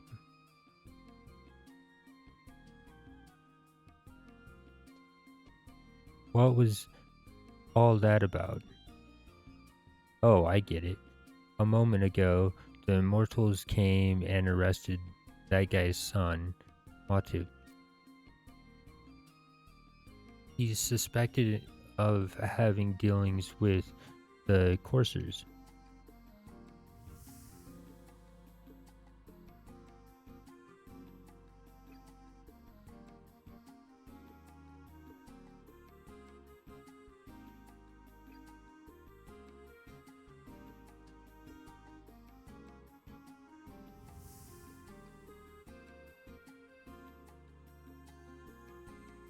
The immortals consider the coursers their enemies.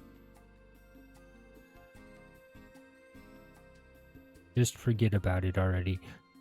That brat would just cause trouble if he were still here anyway. Don't talk about motive that way. If you're not going to help him, then I will.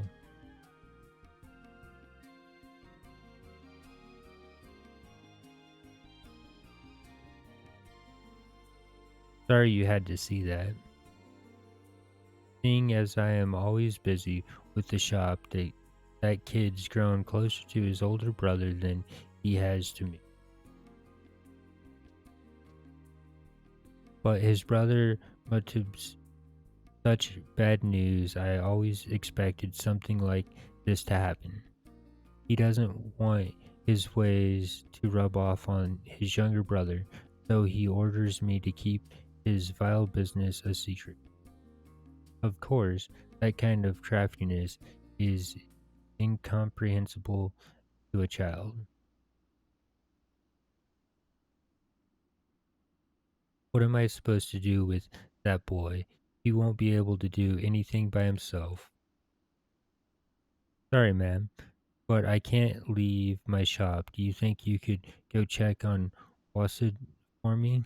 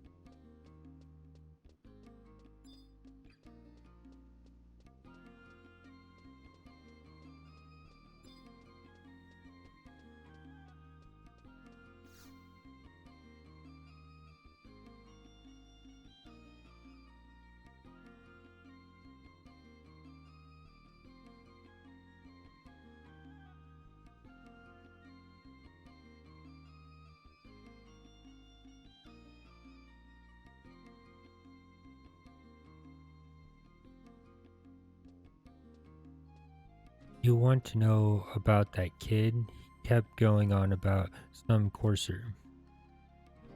What am I saying? Do you even know what a courser is? Um, I know all about coursers, absolutely nothing. I won't have waste my breath then. Those forsaken coursers are the cause of all my headaches. What's that?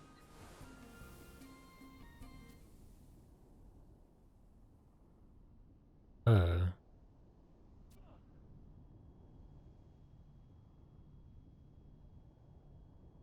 what the hell is going on?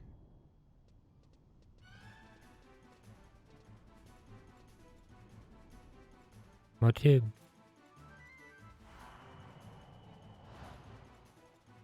let's get out of here.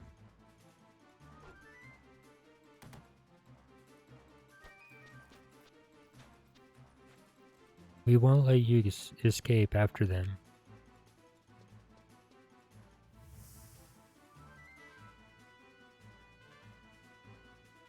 Way to make an entrance, immortals.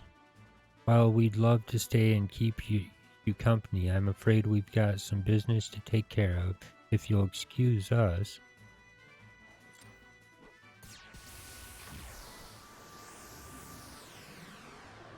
Regroup on the wing of the seagull.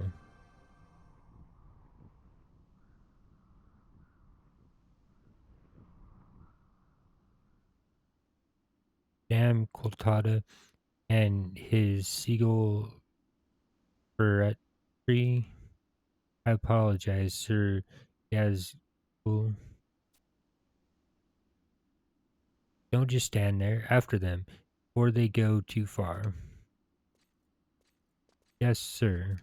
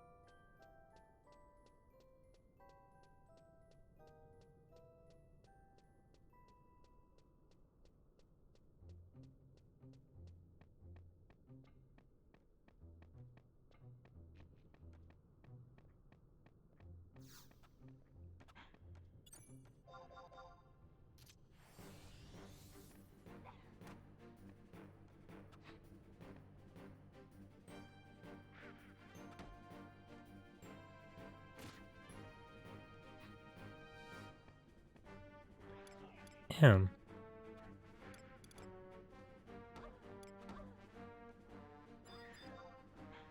They hit me harder than...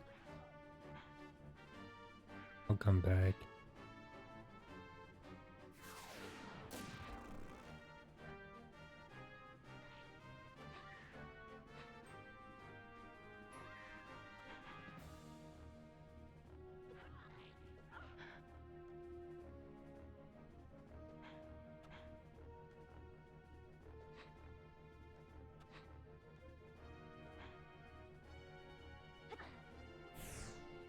Huh. I didn't expect to get that hard.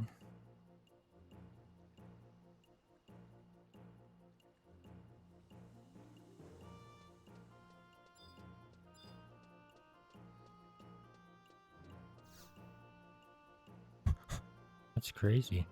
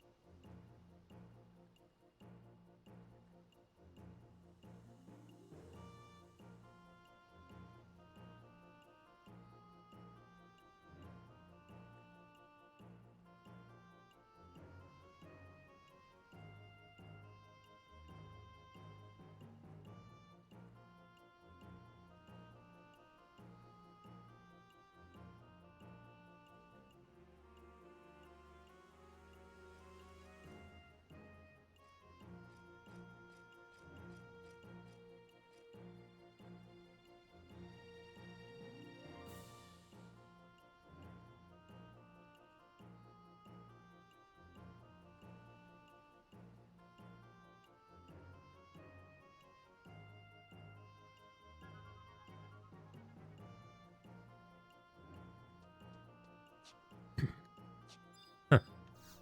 Try that again. Without getting our ass kicked.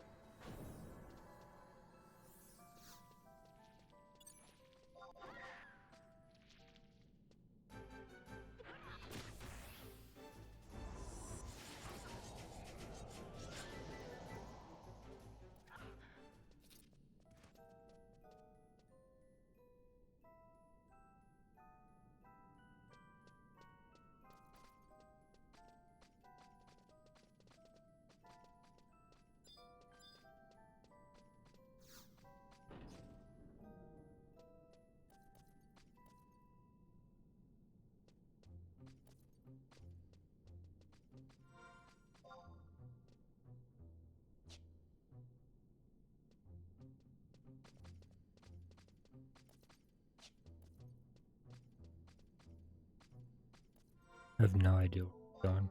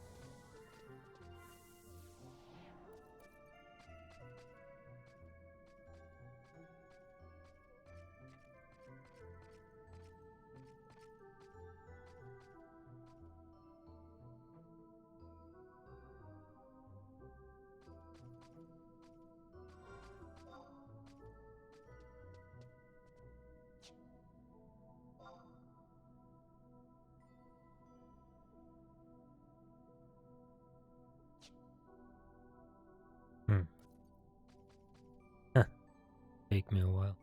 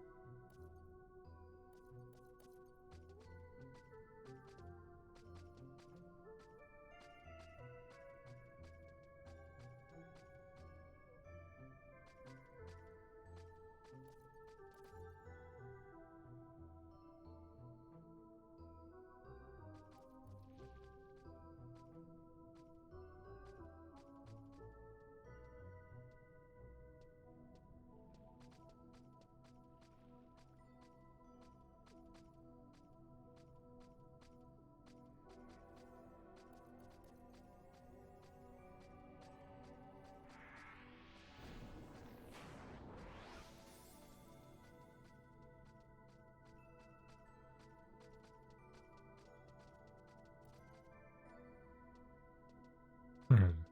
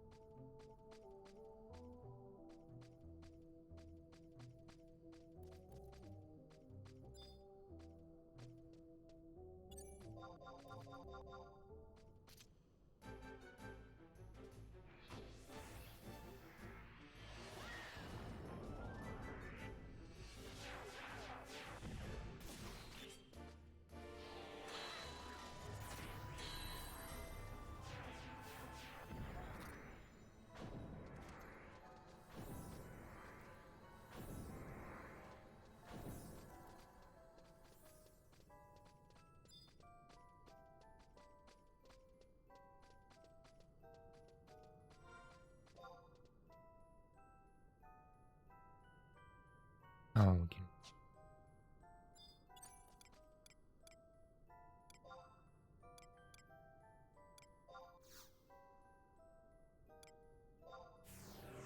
Okay, I think I've figured out.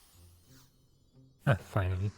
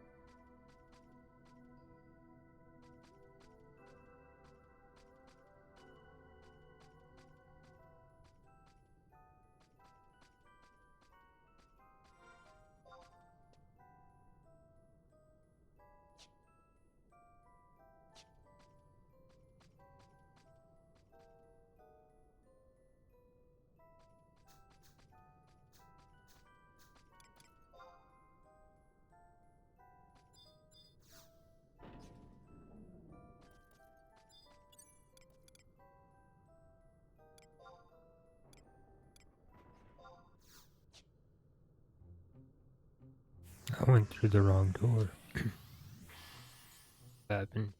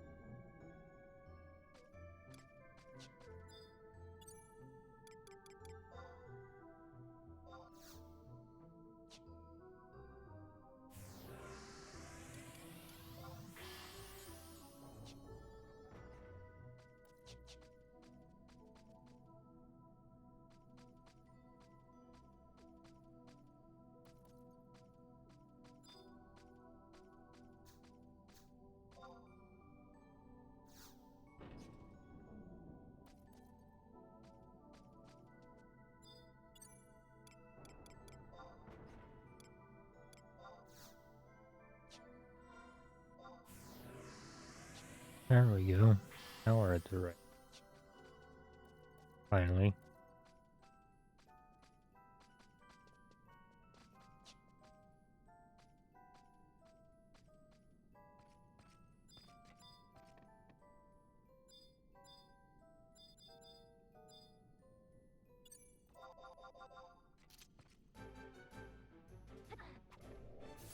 That only took forever.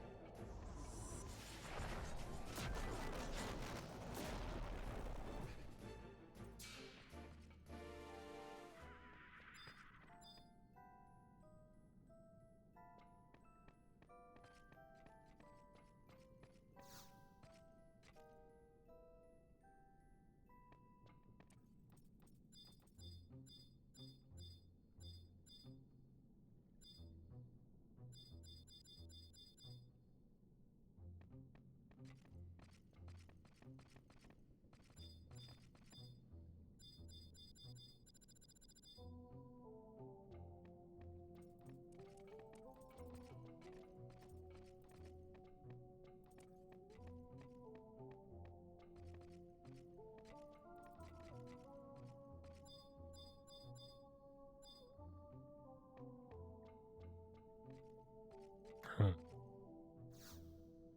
Okay, finally.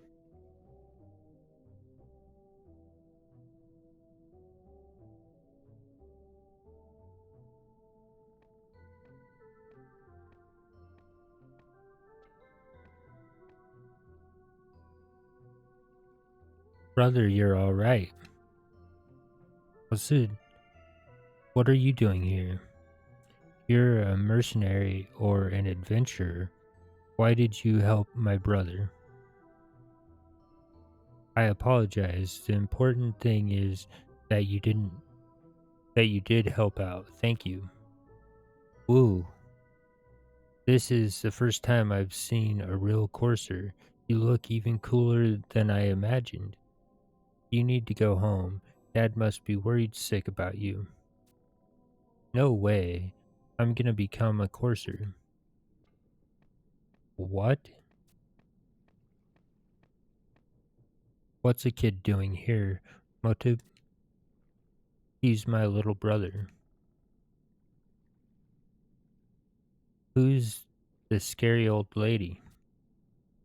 Show some respect. This is uh, the Seagull Bradtree's second in command.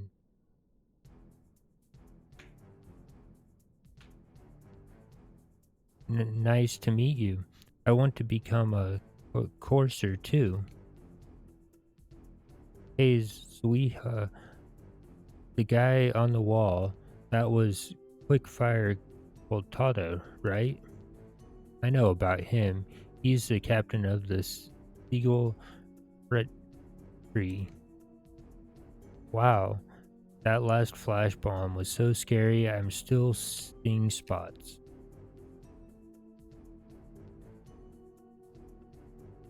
Good work, everyone. It was a complete success thanks to your efforts. There's just one thing that bothers me. What's that? I was talking to Quotada and he pointed out that the immortals showed up altogether too quickly. I do not want to believe it, but it does seem to suggest. Do you mean to say that someone is giving them inside information?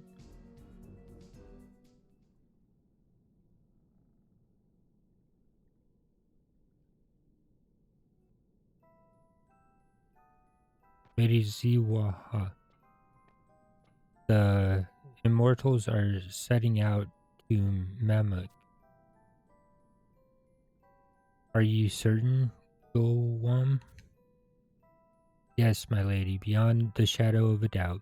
I overheard a conversation when we entered the town to save Mutib. They were talking about launching an offensive on the savage lands. Good work, Guam. I will inform Poltada. Seagull, prepare for battle. Yes, ma'am. You go home. Whoa, what? Why? You expect us to drag a kid out to battle? And you're a mercenary, right? You're a lapdog of the Empire. But she isn't a bad woman. She's searched all over Whitegate just to find me. Oh, come on. You just gotta let me join the Seagull Fraternity. Enough of this nonsense. Get out of here before Quiltada sees you. Come on, lady. Can't you convince her to let us stay? You came here to become a courser too, didn't you? Do you want to become a courser? I do, not really. We do come across people like you occasionally, but words will not give you into this will not get you into the seagull tree. We favor action. If you are serious, you must venture to the land where our ancestors, the coursers, perished in times past, and bring us an item that proves your courage and resolution. Then we can talk.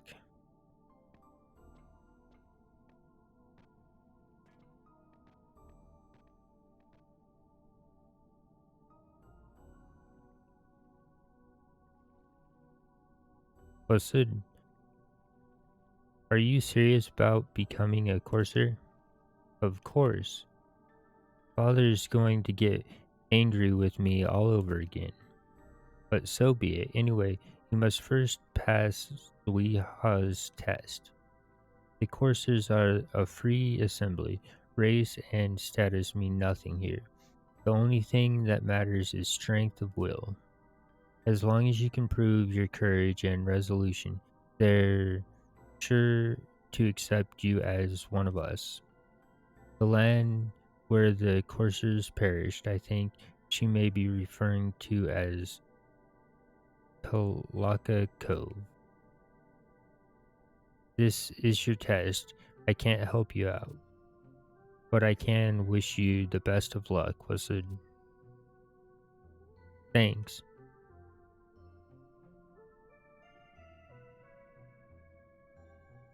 Alright, so now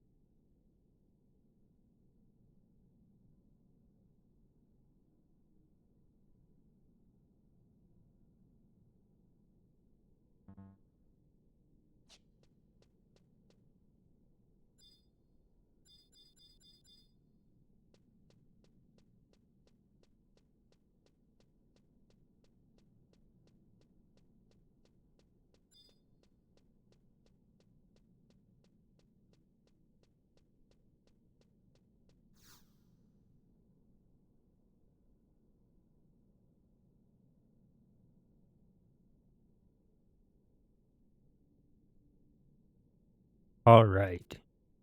Hey, check this out.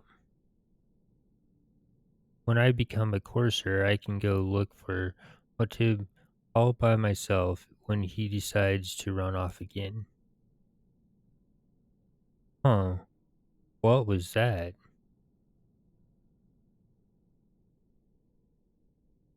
I thought I heard a voice coming from over there.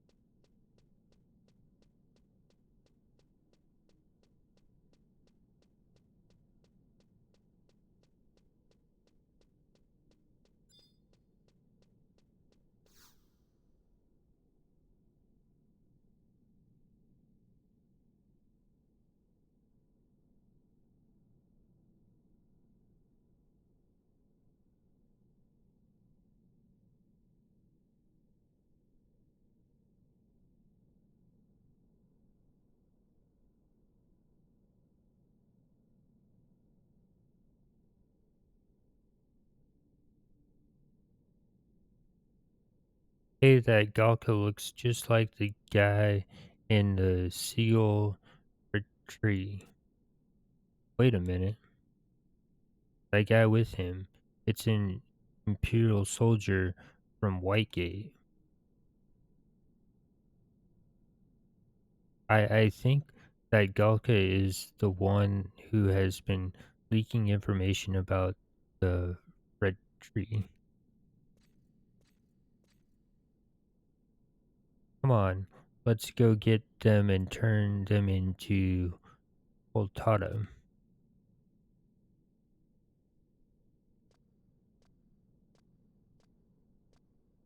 It looks like this pipsqueak's been snooping in on our conversation. A friend of yours, Guam?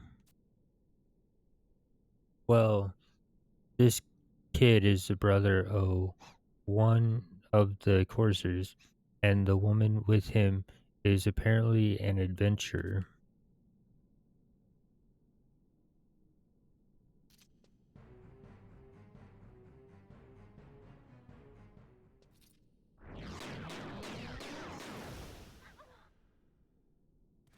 Sounded like it hurt. Kid, you've got your whole life ahead of you. Don't throw it away mingling with the likes of the coursers. What am I saying? You've already ruined it all by being too nosy.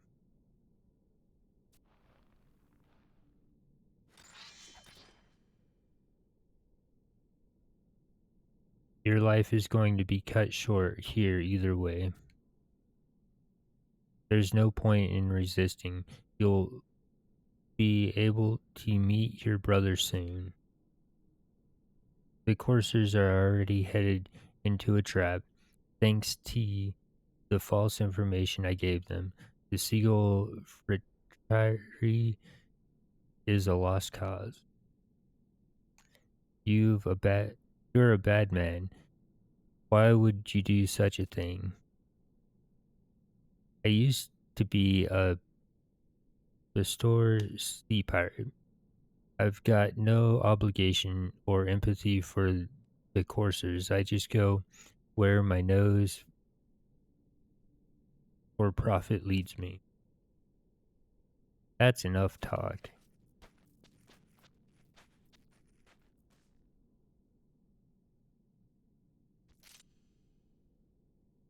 Your time has come, kid. Just remember, if you want to blame someone for your misfortune, then lay it on the coursers.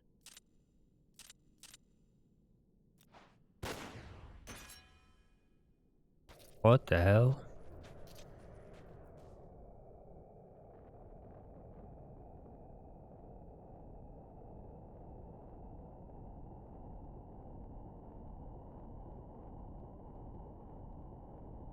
Hmm. I've never come across such a reckless child. Well, Tata, what is the meaning of this? Um, what are you doing here? You were supposed to be chasing after the immortals. Why Guam? You should know that the most fundamental principle of any game is to know your opponent.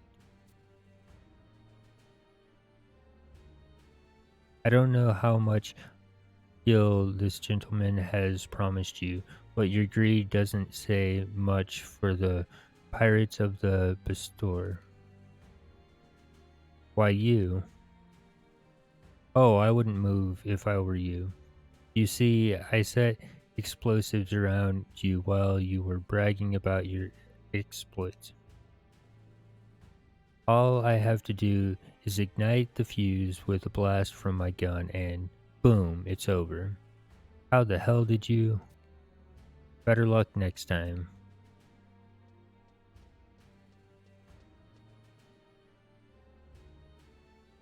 Damn it. We'll finish this later, Courser. Don't think we'll let you off so easily.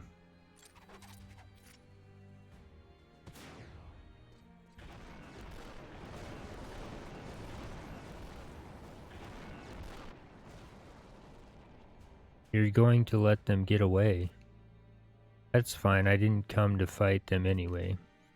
Such naive, naivety, naivety. This is why I don't like kids.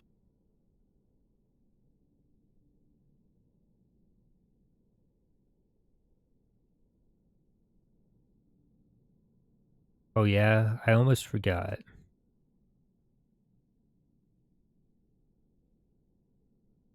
Look what we found. Your Motib's brother was Sud, right?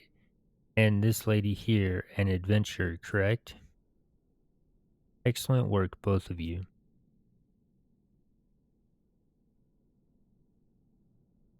Um, sir, I would really like to become a courser, can I? Of course you can. Alright. Okay, Wasud. I've got a top secret mission for you. Listen closely now. Yes, sir. You are to infiltrate Al-Zabi and wait until further notice. What? But that's boring. I want to throw smoke bombs and stuff too. You don't get it, do you? You've got the most important job of all. Really? We are wanted by the Empire. We cannot simply go striding about in broad daylight. And taking up residence in town is out of the question for us. But you can stay in Alzabi and gather intelligence for us at all times. There is no job more valuable. This is a mission of great consequence, and you are the only man for the job. Yes, sir. And during the day, coursers require extensive training. So I want you to throw your energy into helping your father and building your strength. Yes, sir.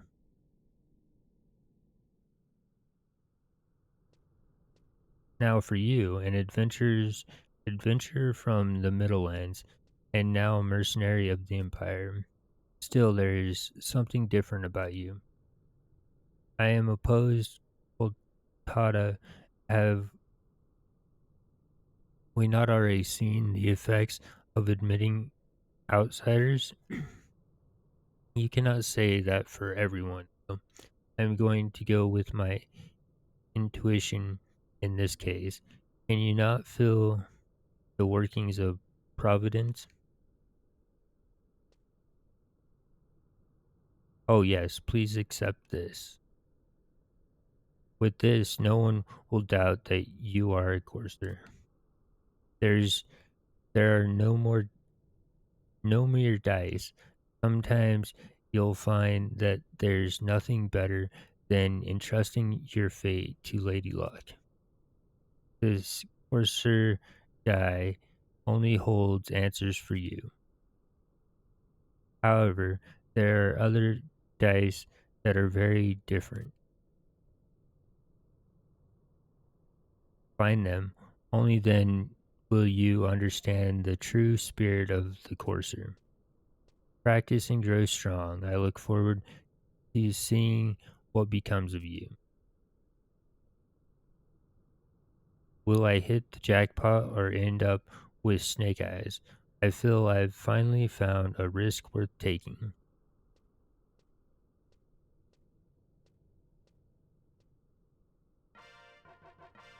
Alright, so now we can become a courser.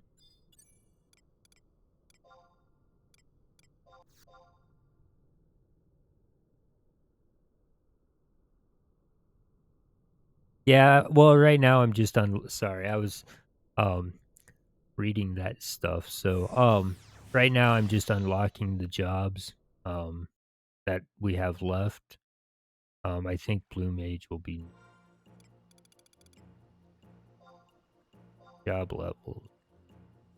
So yeah, we've got um Blue Mage and Summoner to do, but yeah, that's all I'm doing. Just unlocking the jobs. Let's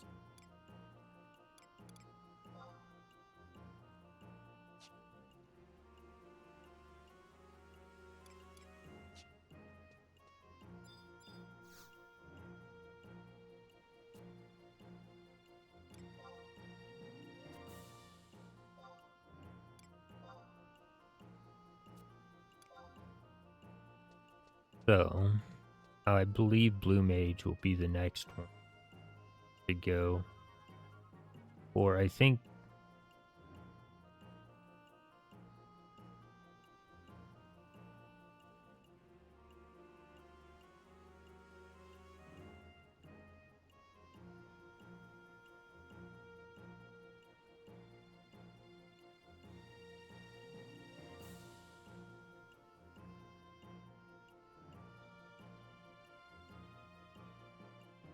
there we go.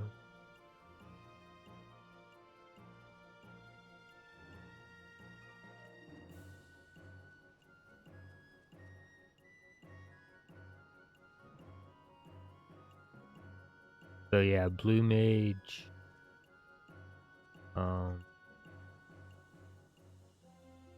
and Summoner are the last two. Summoner, I don't know what, but um,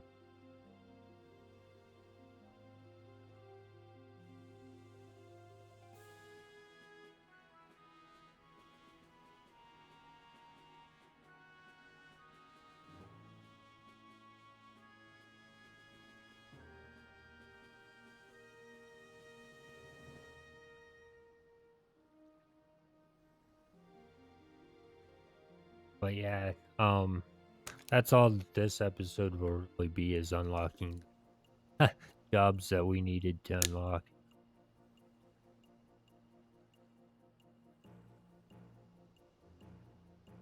Um, so Blue Mage, we will go look at the walkthrough and see what we need to do to get there. Um,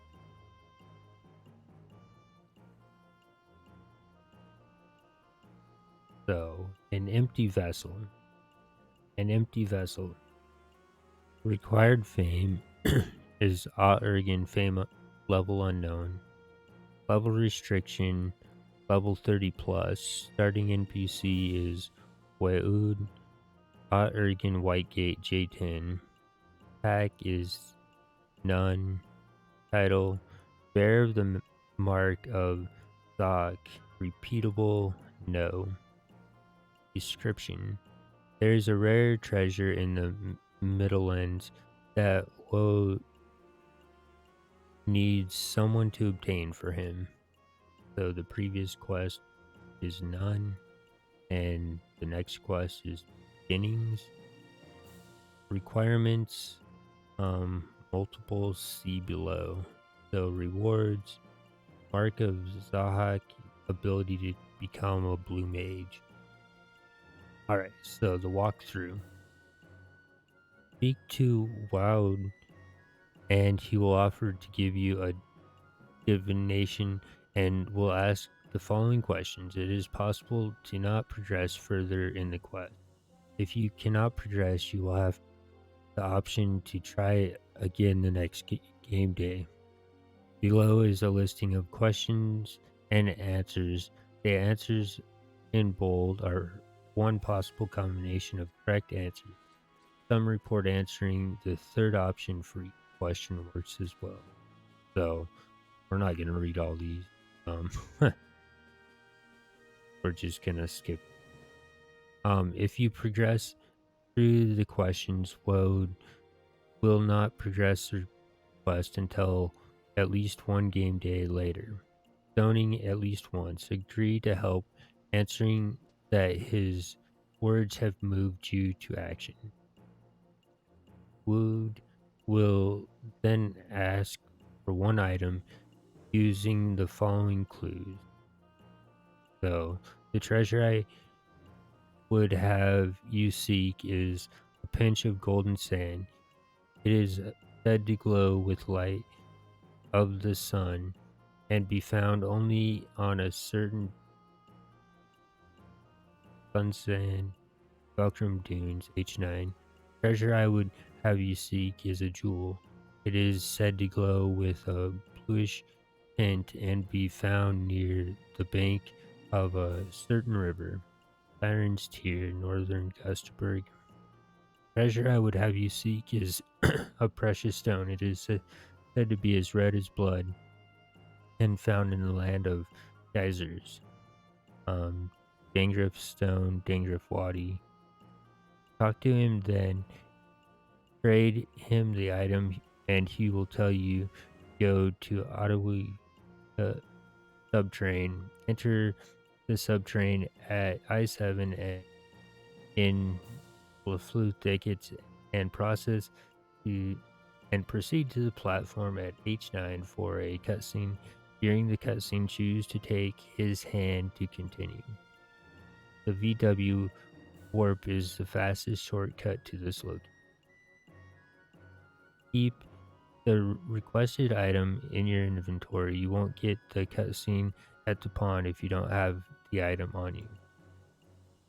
When the cutscene is over, you will be returned to Oregon Whitegate, be able to change to Blue Mage.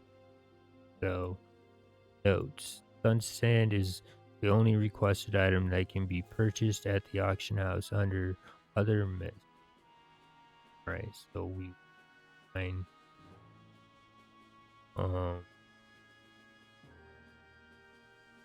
Wilder.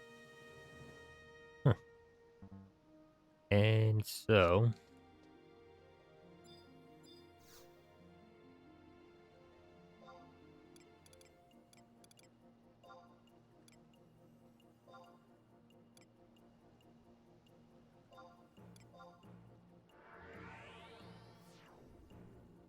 I have no.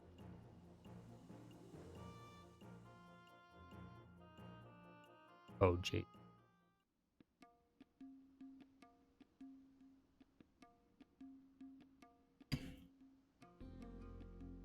Alright, so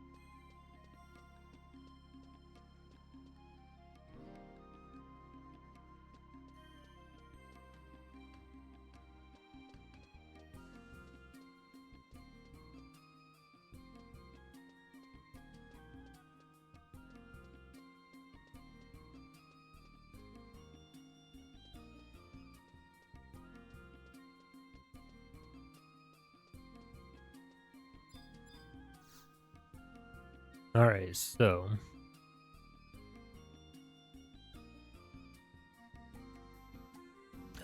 visitor from foreign shores, greetings. I am Woud, a humble seer of Alzabi.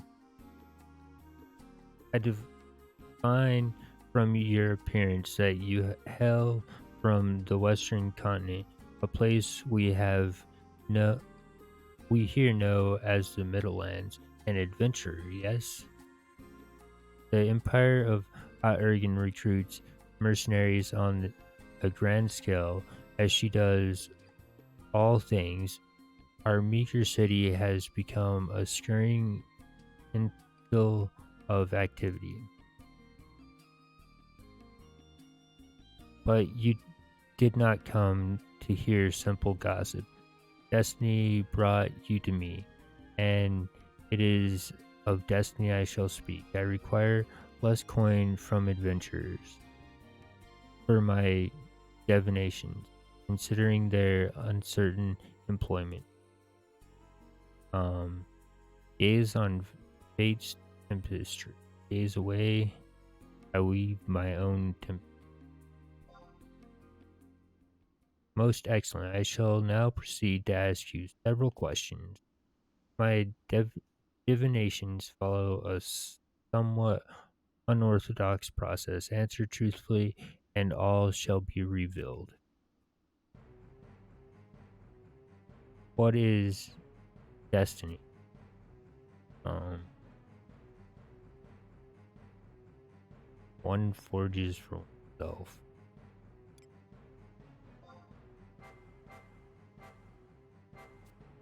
Oops.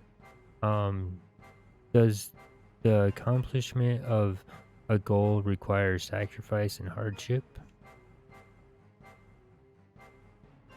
Absolutely.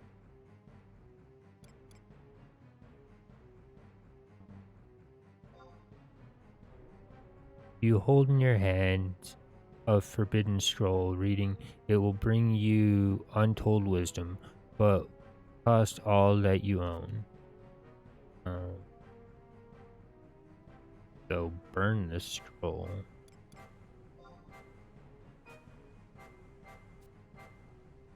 If the loss of one life would save 10,000, would you offer yourself without hesitation? Um, so without hesitation.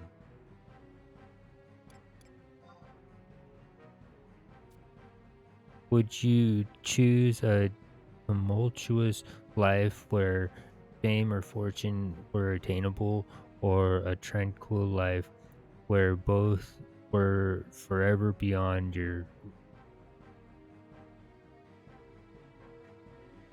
chaotic life?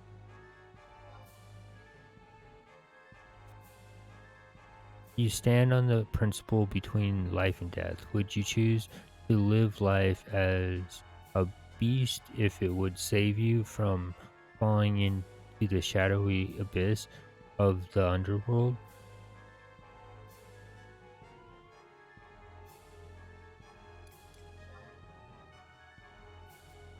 A companion in battle turns against you, raising a weapon to attack.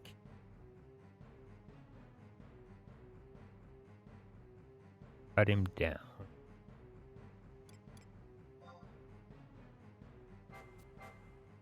A loved one is afflicted with a terrible illness and has little time left to live. You are asked to end that life by your own hand. Grant the request. You are in the midst of a fierce battle. The enemy lying at your feet was once a friend. His breath is ragged and weak,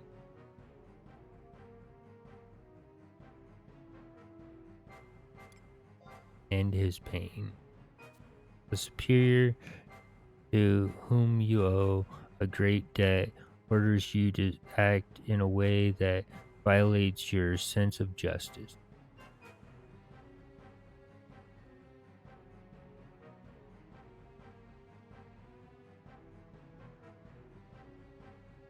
all your sense of justice.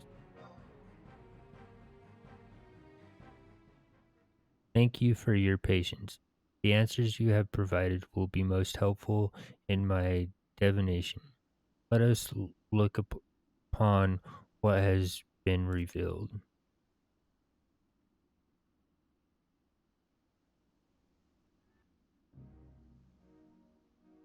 Sky, flame, gale, stone, and spring. I see all 5 serpent symbols. This sign heralds a turning point in your destiny. The time will come when you must choose one of 2 paths. The road you walk will be entirely up to you. Even I cannot ascertain what awaits you at the end of each path, yet one must be chosen nonetheless. The choice cannot be avoided.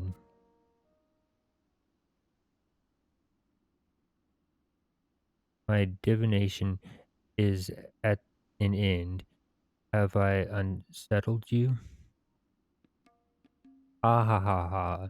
I swear I may be, but I suggest you take these divinations with a light heart, no matter what the signs suggest.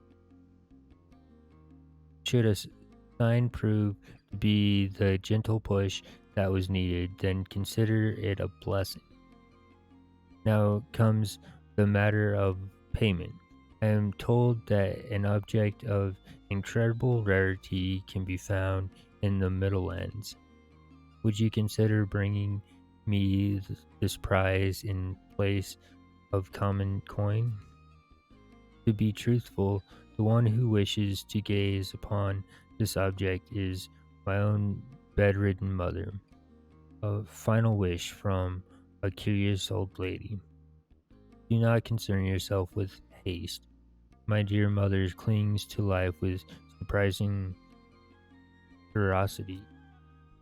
The object of which I speak is precious in the Near East, but worth precious little elsewhere.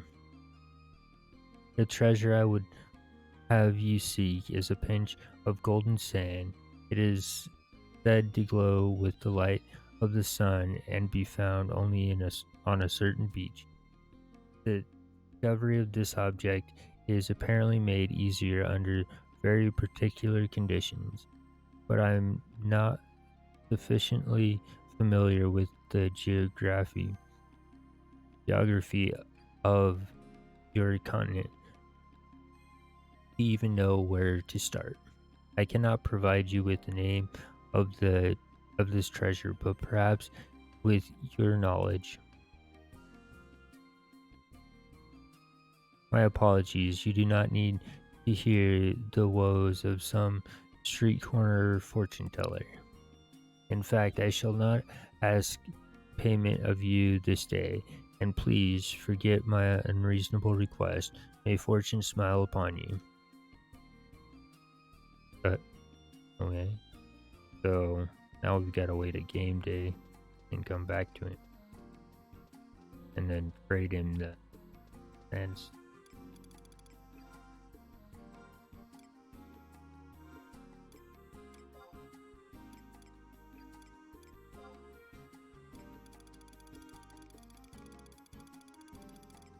If I can find it.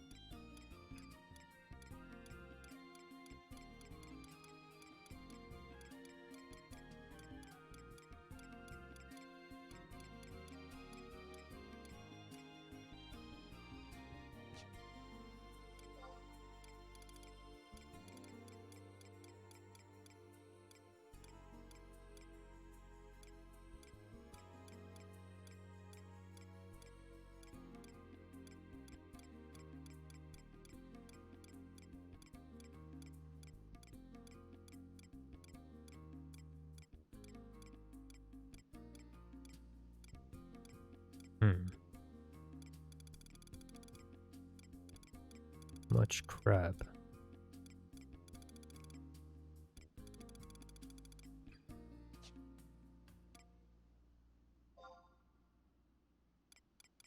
Sunstone.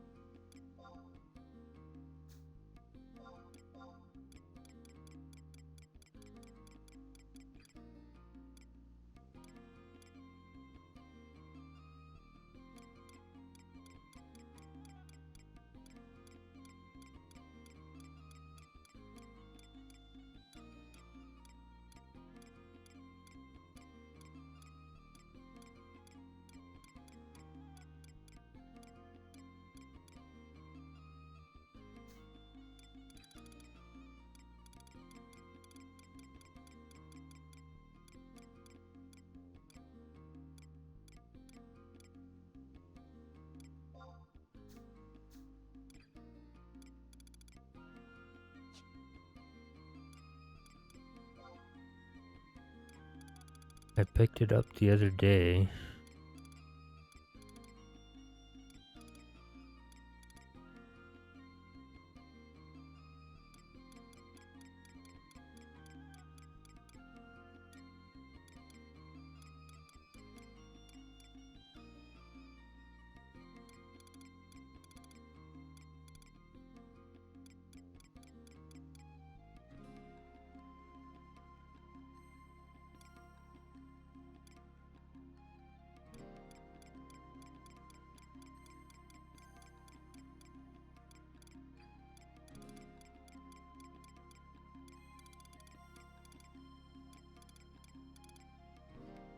Hmm.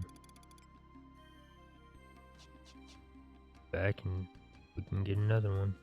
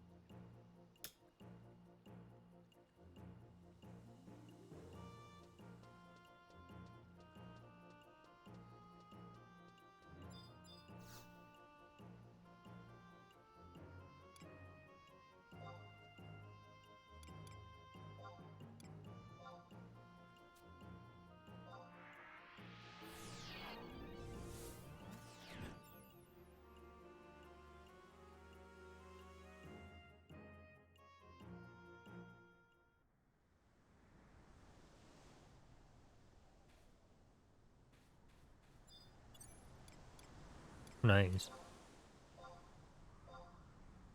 Used to the right weather.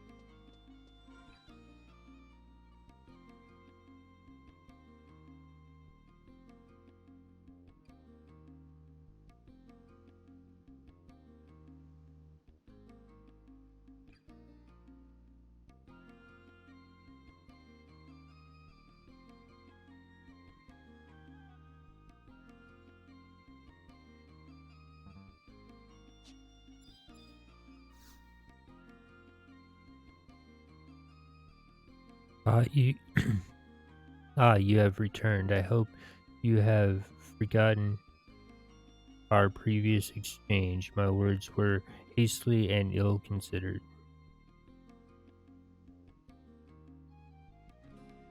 Your words have moved me to action, been forgotten.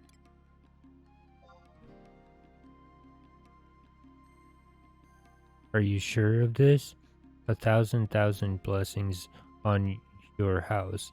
I am speechless with gratitude. Again, my apologies. I know not the name of the object, but I do remember some clues. The treasure I would have you seek is a pinch of golden sand. It is said to glow with the light of the sun and be found only on a certain beach. Its discovery is apparently made easier under very particular conditions, but I cannot provide you with any details. My original source of information returned home to the Middlelands before I could learn more.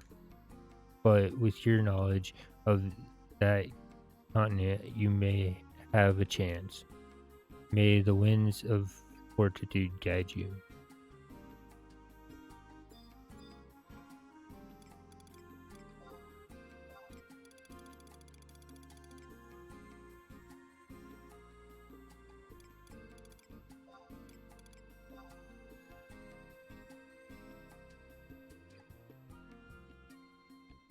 Yes, this is the wondrous pinch of Valkrum's Sunsan the traveler spoke of. Ah, to be perfectly honest, it was the mother of a colleague who wished to gaze upon this treasure. I am afraid I have another favor to ask you. Would you consent to deliver this to my colleague? I cannot leave the city, you see. A thousand apologies. My colleague is currently currently part of an imperial patrol that apprehends dis- desecrators of the ruins found in the Adiwa subterrane. The Adiwa subterrane runs beneath Blafu thickets. May the winds of fortune guide you.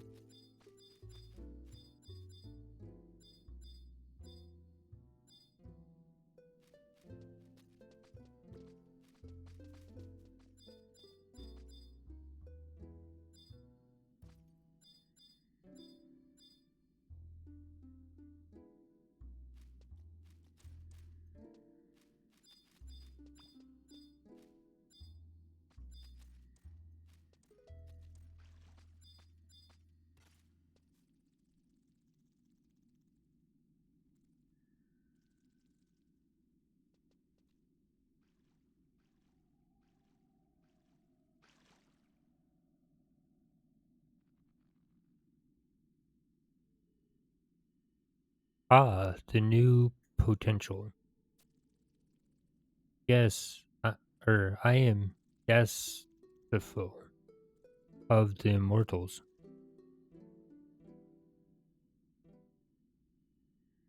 I regret to inform you that the pinch of Valkram sun sand you have brought me was nothing more than a ruse. We merely wished to test the limits of your innermost desire for power. Yes, we needed to gauge your suitability. You undertook what was, in essence, an unreasonable request and completed the task admirably. Such commitment is worthy of praise. But it all comes back to your search for power. I stand before you as one who holds the only key to unlocking your potential.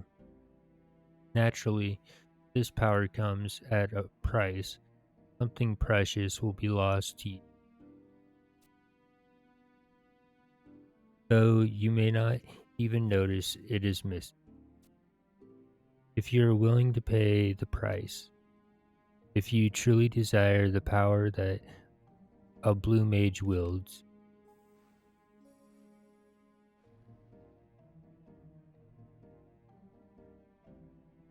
take my hand. So take his hand? Yes, I don't think so. Do you truly wish to take his hand? Yes, I've changed my mind.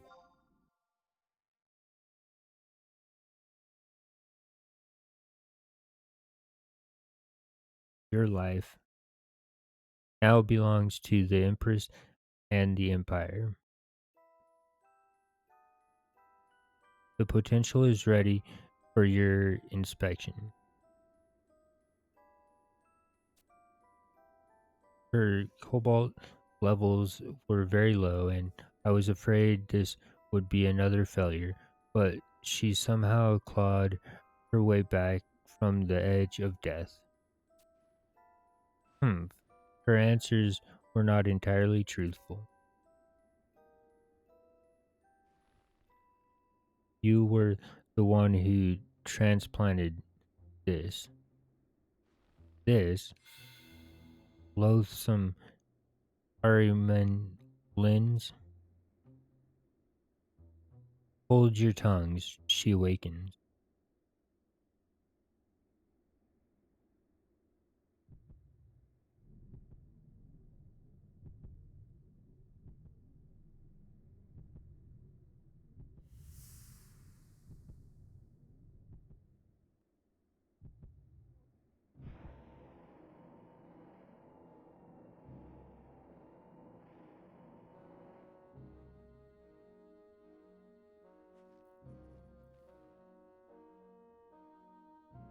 Congratulations, Wandering.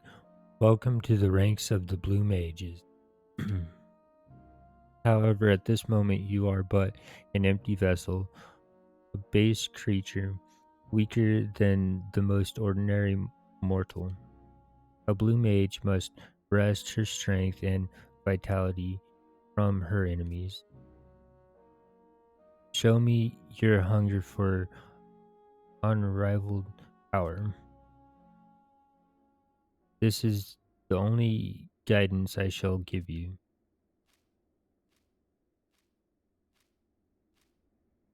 If you prove your worth, you may one day find a place among the immortals.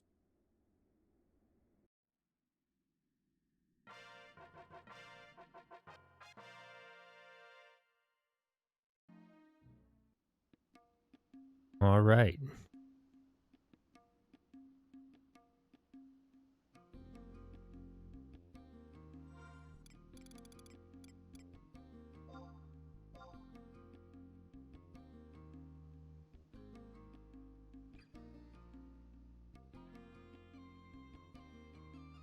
So the only job we have left to unlock is Summoner, and who knows when.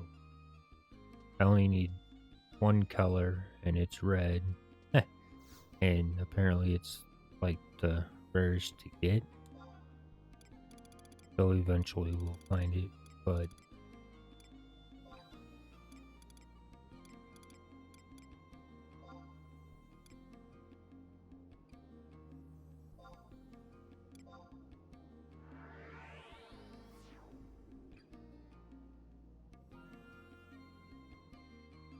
so I'm not sure which job I'll do next. Um,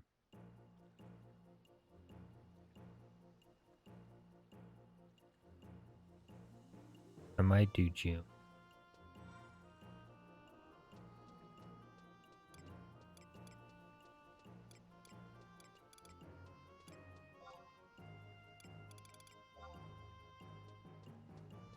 So we're at 16 days, 6 hours, and 15 minutes.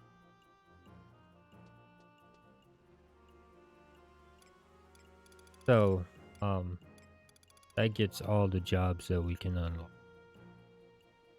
I don't know, we might do samurai or blue, geomancer for the next decided. Um,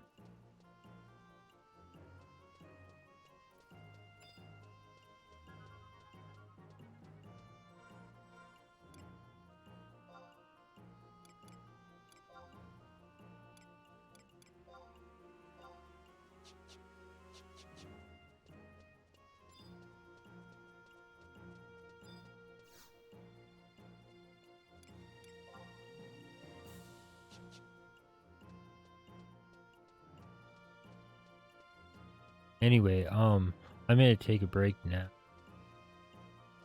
because that was a lot of questing and so if I don't fall asleep, heck with whatever job I do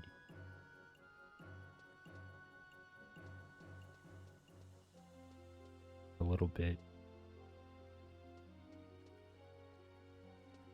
For now, thank you all for watching, and next time.